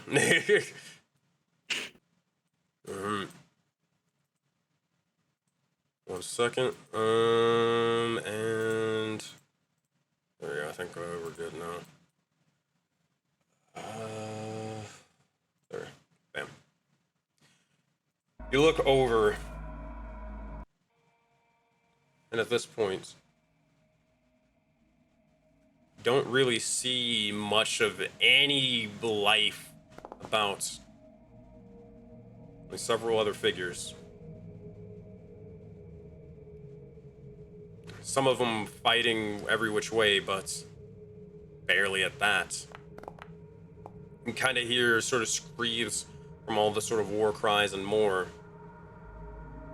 One thing you do notice, the far, far end of this all, you do see as the balloon animal ship kind of crash landed all the way towards the center of this area. It seems you can notice as the balloons themselves are like completely busted. The wood is or almost destroyed and barely even able to fly at all and move even at that. But it's intact, kinda. That. What would y'all say and do? I know one of you has to get going because of work, but if you gotta get going, then hey, by all means, you can step out if you gotta at this point. My final question would be: would a 21 have saved Flan actually? Because I forgot he had Bardic Inspiration that I'd given him that he hadn't used yet, and I rolled it. It was an 8. If that's the case, then he would have the astral eyes. He wouldn't have the entire body being astral right now. So I think it's just Derek and Ador and Sif are all astrally then. And 17 was the DC. Say it again. 17 was the DC. No. Derek failed as well. The only people who succeeded were Siler and Minx. Yeah, I'm asking was 17 DC because I had a. Oh, okay, gotcha. And you used it. Yeah, but no, sadly it wasn't. Very, very high DC. Okay. DC was 20 for this one. However, my Bardic Inspiration does give you temporary hit points equal to what you rolled plus 4, so it might save some damage. Yeah. Or actually, I would add that on afterwards. No, I'll get added on afterwards. So speaking of which, let's talk about this, and let me adjust your character sheets for the time being. All right. It's not looking good for the most of you. Most of you are unconscious, if even at that. Tyler is still up barely. Flan is up barely. Ador would be knocked unconscious from it. Minx would also be knocked unconscious. Oh, good. Ador would be up. I already took my took the hit points. Got you. My bad. All right, so yeah, you're good then. So the only people really conscious right now, you're gonna need to start bringing people back up, is really Siler, Ador, and I believe that, and Flan is also up. You three. That said, what are you three saying or doing? I think Flan would immediately be going in with the cure wounds on people. Yeah, I don't even think I have the ability to heal people. Yeah. Fair enough. Adar is going to do the same thing as going to cure wounds anyone who's knocked out. Got you. Siler being stupid and not being able to get people up is just gonna try to like slap them awake. It's like slapping, pounding CPR. Just like two fist CPR. Oh my goodness. Easy peasy. As you sort of do so, Minx will will have you take that 12 HP, and then I guess Derek, you'll take the 10 HP. Good. Oh, I thought I passed it. You passed the save, but you did take the damage. The save wasn't necessarily for the save was for the. Oh wait, my bad. I'm stupid. Oh wait, hold on. Actually, you might actually be alive up anyways, because it would have been half damage on a pass then. Yeah. Yeah, you would have took 12 points of damage instead. So I think you would have had like 1 HP if that. Yeah. All right, here, I'll save you a little bit. Or save you a spell slot. There you go. I'll add 12 back onto Flan. All right. Well, how about this? We'll say the 12 will go to Sif, so that they can get back up, for the sake of it. Yeah, that's reasonable. All right. With that said, floor's yours. What would you say or do? I'd probably run over to Derek just to, like, I look around. If I'm still up or 1 HP, I'm just kind of haggard. I'm just haggardly getting back. Haggardly getting back up. He looks around. If Derek is still down, she's gonna go over there and using cure wounds to help him out. I think Ador's ran over to do that first. All right, cool. Then I'm just gonna use cure wounds on myself then. Oh. Ador, I feel like you must have done when you sipped on that ice cream, buddy. Yeah, we took quite a fall. Oh, this Where is are much we? more of a physical pain than an emotional one, but I think it's on par. It's pretty. Why am I purple? I don't know. I have the same effect on my skin. Derek could probably pull out some like industrial like makeup remover that he would have normally used for his clown makeup and would be trying to scrub at his skin.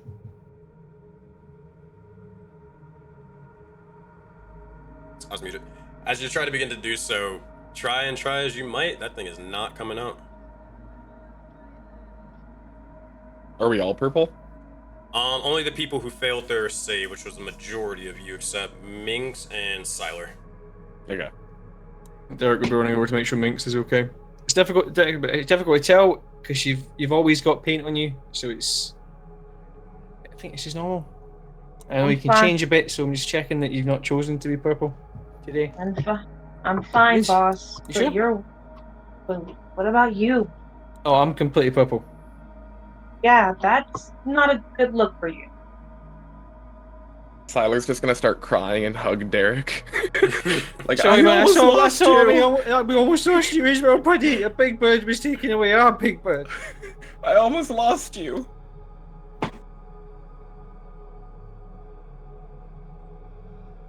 So I saw what you did to that thing before I picked you up, though, man. That was impressive. Thank Smart. you. It was a smart play. You were a smart man. I almost got eaten. You did. You almost got 8. But listen, on the bright side, everyone, we We remain uneaten. Now, where are we? I think we're in the remains. Whatever just happened.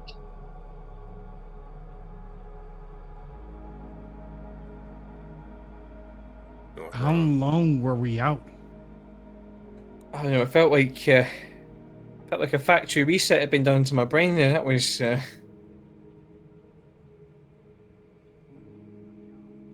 not nice. That was most you all go unpleasant. flying. Ado, you're good at this sort of thing. What do you see? It's all a bit smoky for me.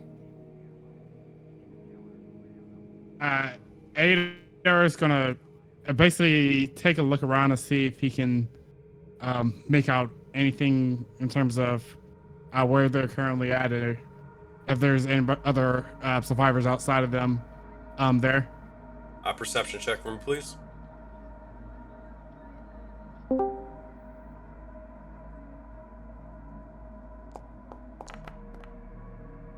Nice. 25. Looking around and such, you are... It's weird. Strangely enough, you're still at Space Station Zero. However, all of it seems evidently changed from the general environment, from the fire and smokes. You're not entirely sure how long you guys were out, but you know you're still there. You're on the more so the other part, more where instead of ships being looked at the hangar bay, this is where more so ships that come and go for trading routes typically dock and land. The other thing, with your 25, something a little bit more, or something a little bit even more interesting. Over by the likes of your ship, you do notice as there is a heavy amount of concentrated blood off to the side, but the reason why is you notice as some individual a little bit of ways away, and it's only because your oculi sight that you can even really realistically see this far, but you do see one being an ooze, an individual, or plasmoid, another being some sort of person, a part of a crew. You're not entirely sure if they are part of the balloon animal crew or something else. And you also see some sort of captain of a ship, but not your captain at the very least. And they're all the way, if I can ping you guys over here, all the way over here. Oh my gosh, now let me ping Foundry. No, drag him over here. I said over here. God damn it. All right, here, I got an idea. There we go. Now it wants to work. Over here to your left. For whatever reason, I can't ping on that part of the map. But over there, you'll kind of see it. Kind of near the balloon animal. Okay, Adar is gonna go ahead and point in a general direction, and basically tell the crew, "Yo, we gotta head. We should probably head and go check that area out. I do see some traces of people who may be there, but they look like they may be in need of assistance. One of them being a captain." It's a good idea. There's going to be plenty of people that's worse off than us. Should head on down.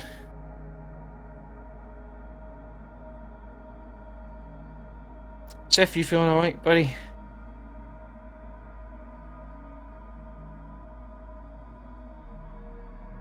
Alright, Yeah, Sif he has seemed to be fine. muted. He has Yeah, I know. you freaking troll.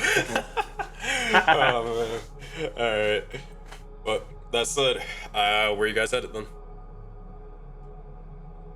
Guess further down here. While we're walking, would Derek be able to do maybe some kind of history check? What kind of dock this is? Is this another one on the port? Is this somewhere else? This doesn't look like the hangar we were in.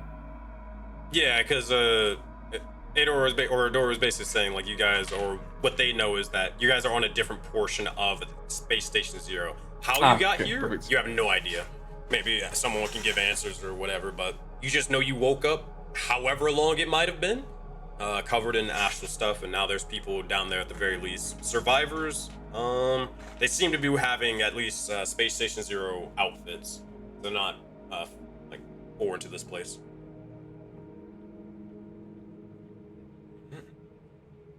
And is it like the map here? There is like a lot of blood. Oh yeah, exactly what you see on the map. That is, it is actually here. Great and more. All right, so I reckon we make this whole situation a top priority because I'm sure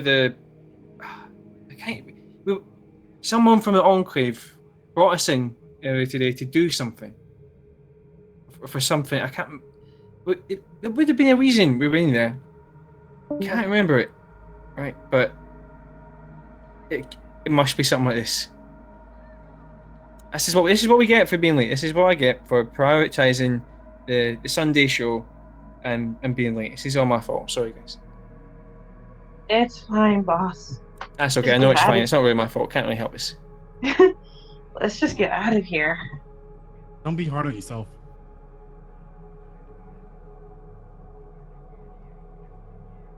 All right.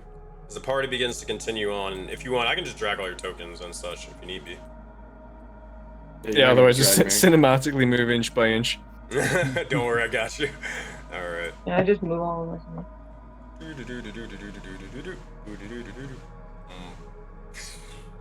Speed fast travel. All right. About right there. All right. At around this point, if you guys can adjust your tokens back onto the map and such. There you go. But around at this point, you'll see another individual.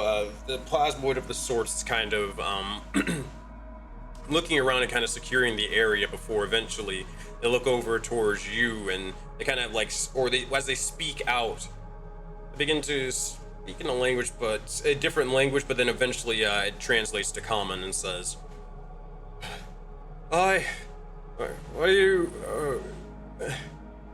Who are you? Friends or foe?" Definitely friends. Definitely. We're in Hangar Bay, whatever number it was, and then there was an attack, and then we woke up here. I'm sorry about looking so purple right now. I'm only marginally better dressed. Yeah, we come in peace. Yeah, that's better because we almost came in pieces. Attack. Do you need some help? We've got some healing about us. Did any of them look injured? If so, Derek's going to send a healing word their way.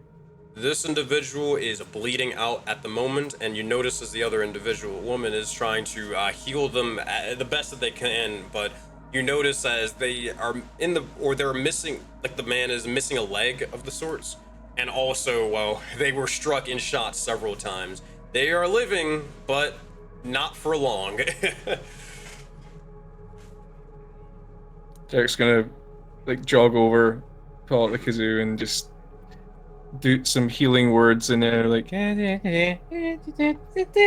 He's not looking very confident because he's never used healing word on a missing leg before. You could try to cast the healing word. They'll look over towards you, and they'll kind of drop. They have a sort of automatic or laser rifle, and they'll kind of holster it, but still keep it at an arm's distance away. And as they do, see as the individual's cursing for a moment, saying, "Oh, God." You know, actually, I've got a bunch of handkerchiefs up my sleeve. I'll try and make a tourniquet for you. See if you allow me. To try and help. And this guy's a doctor, so he can supervise. I appreciate that, but oh my gosh, that you see as they're kind of like grabbing their leg at this point, or where's their leg? Any bit of help could really sort of be of assistance right now. At this point, you see as they'll look over, and kind of like dragging, almost trying to pull themselves, propping them up amongst the sort of bushes and more. Do you casted a healing word on them? Yeah, definitely. And then he would try and, if possible, like a medicine check, see if he can comfort it by like tying it off with the tourniquet would literally be like a bunch of multicolored handkerchiefs tied together that kind of spills out of his like shirt sleeve as he's looking kind of concerned and worried here. Maybe takes a bit longer than would be like polite. Easy enough. As you do so, make a medicine check, and if anybody else wants to join in on a medicine check, or if they're doing anything, let me know. Actually, please, I think I know how to tie the knots. I just don't know. Is it higher? Is it lower? I mean, I can't go lower, can I? Because it's missing. I will be trying to help Derek out, but also my token is stuck at the moment. Oh, I got you. Here, I'll bring you over. Yeah, big map, a lot of animations. I'm gonna turn them off for the sake of this. If I can, bam. Yeah, that's right, Minx. A couple of rivets and some screws. Yeah, that'll help. There we go. That's a 9 and a 6. Oh no. Oh goodness. All right, you should be able to move it or have a little bit more luck now. Staple gun and handkerchiefs. That'll help. As you do so, you kind of like start tending to their wounds, and they, at this point, with a 9 and a 6, the individual captain begin to say, "Don't worry about it for now." I think I'm making it worse. Where's the... Oh, God. Oh, spirit soul. Where? Here, in my pocket. There's a tablet and such. We need to let them know. We need to let the rest of the Enclave of Echoes know that we were attacked. Bloody void. And kind of like starts looking around at the entirety of, well, all of this. Yeah, Minx, could you help out with some not too good with new technology? Right. Yeah, I got you. Yeah, move that so I can actually... Were you attacked by a bunch of pirates too? The whole bloody space station was. I barely even made it out alive, but if it wasn't for, well, companions here, then that wouldn't be the case. I don't know exactly how many or how much of the Enclave was attacked, but that almost that demon, rather. The one with the rifle, did you see them?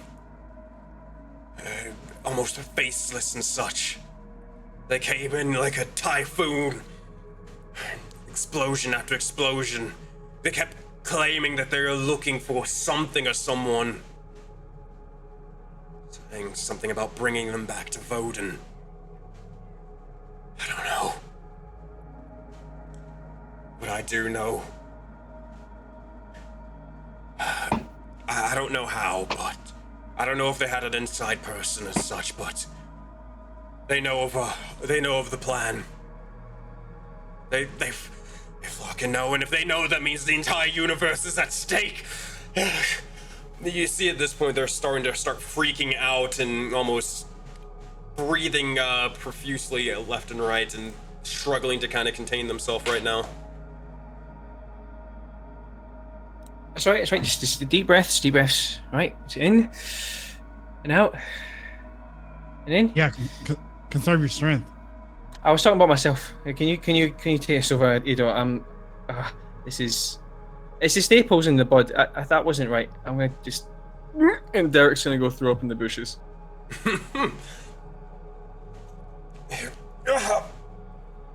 Yes, please, someone. And you'll see as the woman will begin to kind of, as they said, kind of reach into their pocket, and we'll see as they pull out the little tablet. I need someone. We gotta let the rest of the Enclave know. Fuck. Is anybody in contact with the Couriers on good terms at all? There might be one that I like to talk to sometimes. Who's that? Not sure. We're kind of pen pals. I send her schematics, bomb schematics. She sends me back some more other schematics. I'll see if I can get in contact with her. Here, use this. We have you kind of look actually, Minx. before he even says this, makes you kind of like pull out your sort of phone and such and try to like contact an individual of the sorts. You look around and there is no service here. However, there is one good thing. Make an intelligence check for me, please. Or I guess this would be investigation, not intelligence.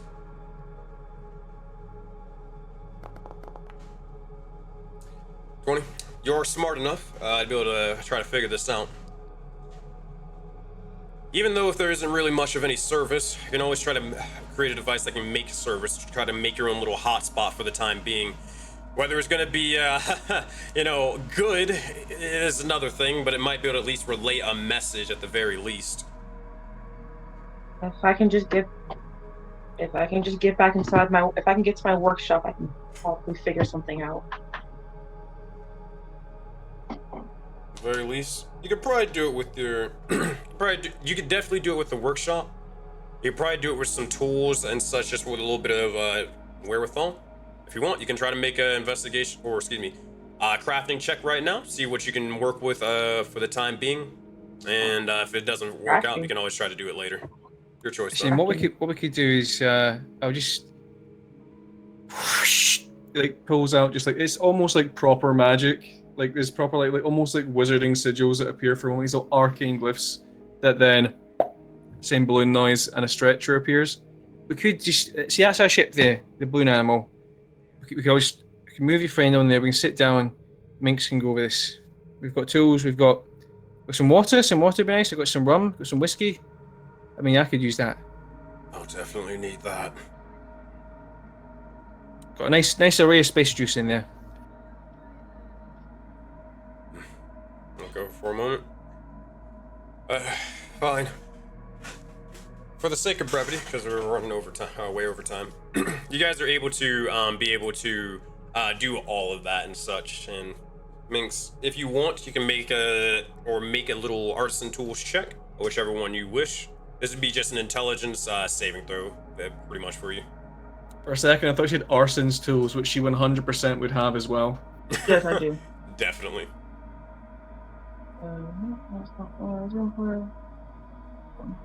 Also, if anybody. Saving throw? Yep. 23.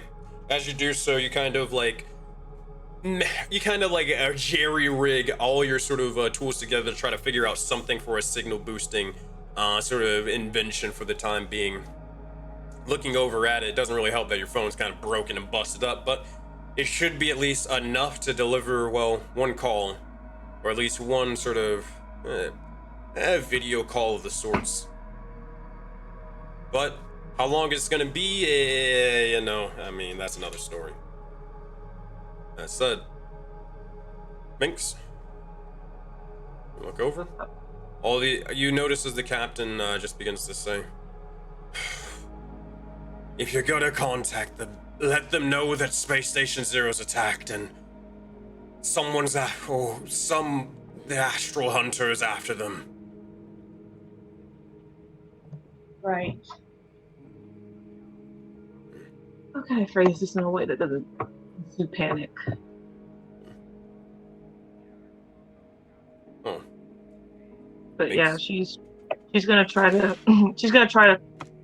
contact Pepper from the other group. Well, as you try to contact Pepper, I would say you can try to relay that message now. But that's kind of pointless. That's kind of dumb. That's kind of stupid. It's kind of lame. Not for the Astral Odysseys campaign, though. How about you, if you're free, or one of you, or even multiple of, well, yeah, either you or one of you, if they're free. How about you relay that message in person in their next session on Thursday? Probably not. We'll talk details about that. Details.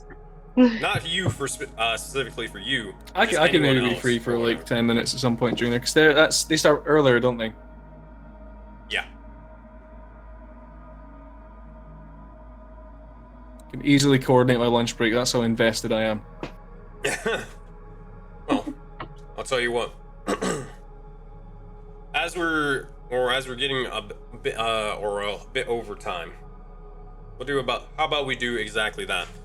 Logan, if you want, or if you're able to, you can jump into their next session, towards the beginning of their session. Make a little phone call with the help of Mink's sort of wherewithal, and at least be able to notify them that, one, the place they just left, everyone a lot of the people are dead, and they need to hurry up and finish the mission, whatever it might have been, or things aren't going to be necessarily too good for them, because right now they are unaware entirely. Derek can just see that Minx is quite rattled by this and would say that he can do the call for it. Just a person's name, how you know them, and I'll relay it to them so that they know it's coming from someone that they can trust. Yeah, let's just say it's been a while, and they do owe me a bit of they owe me.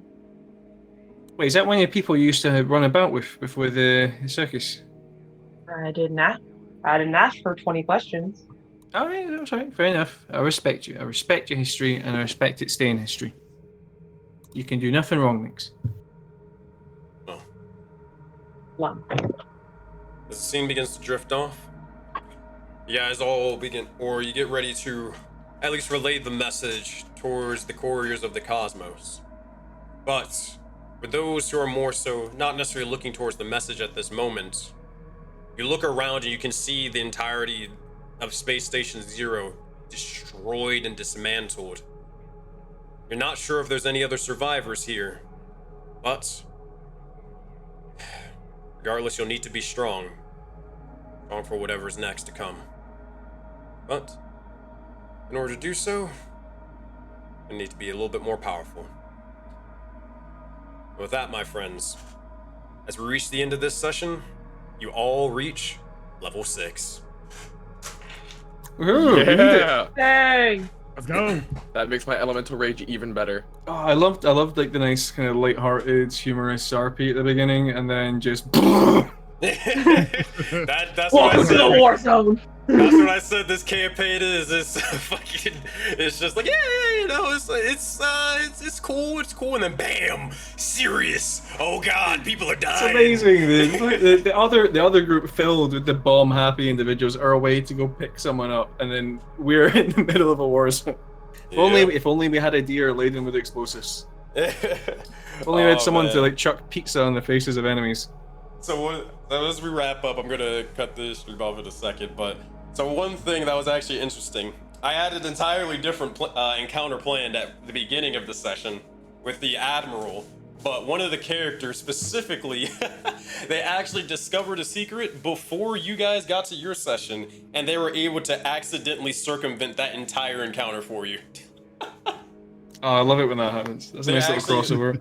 They actually siphoned a lot of the astral goop from the Admiral that was originally on his person that one of y'all could have saw as well, talking to him. But they did it beforehand.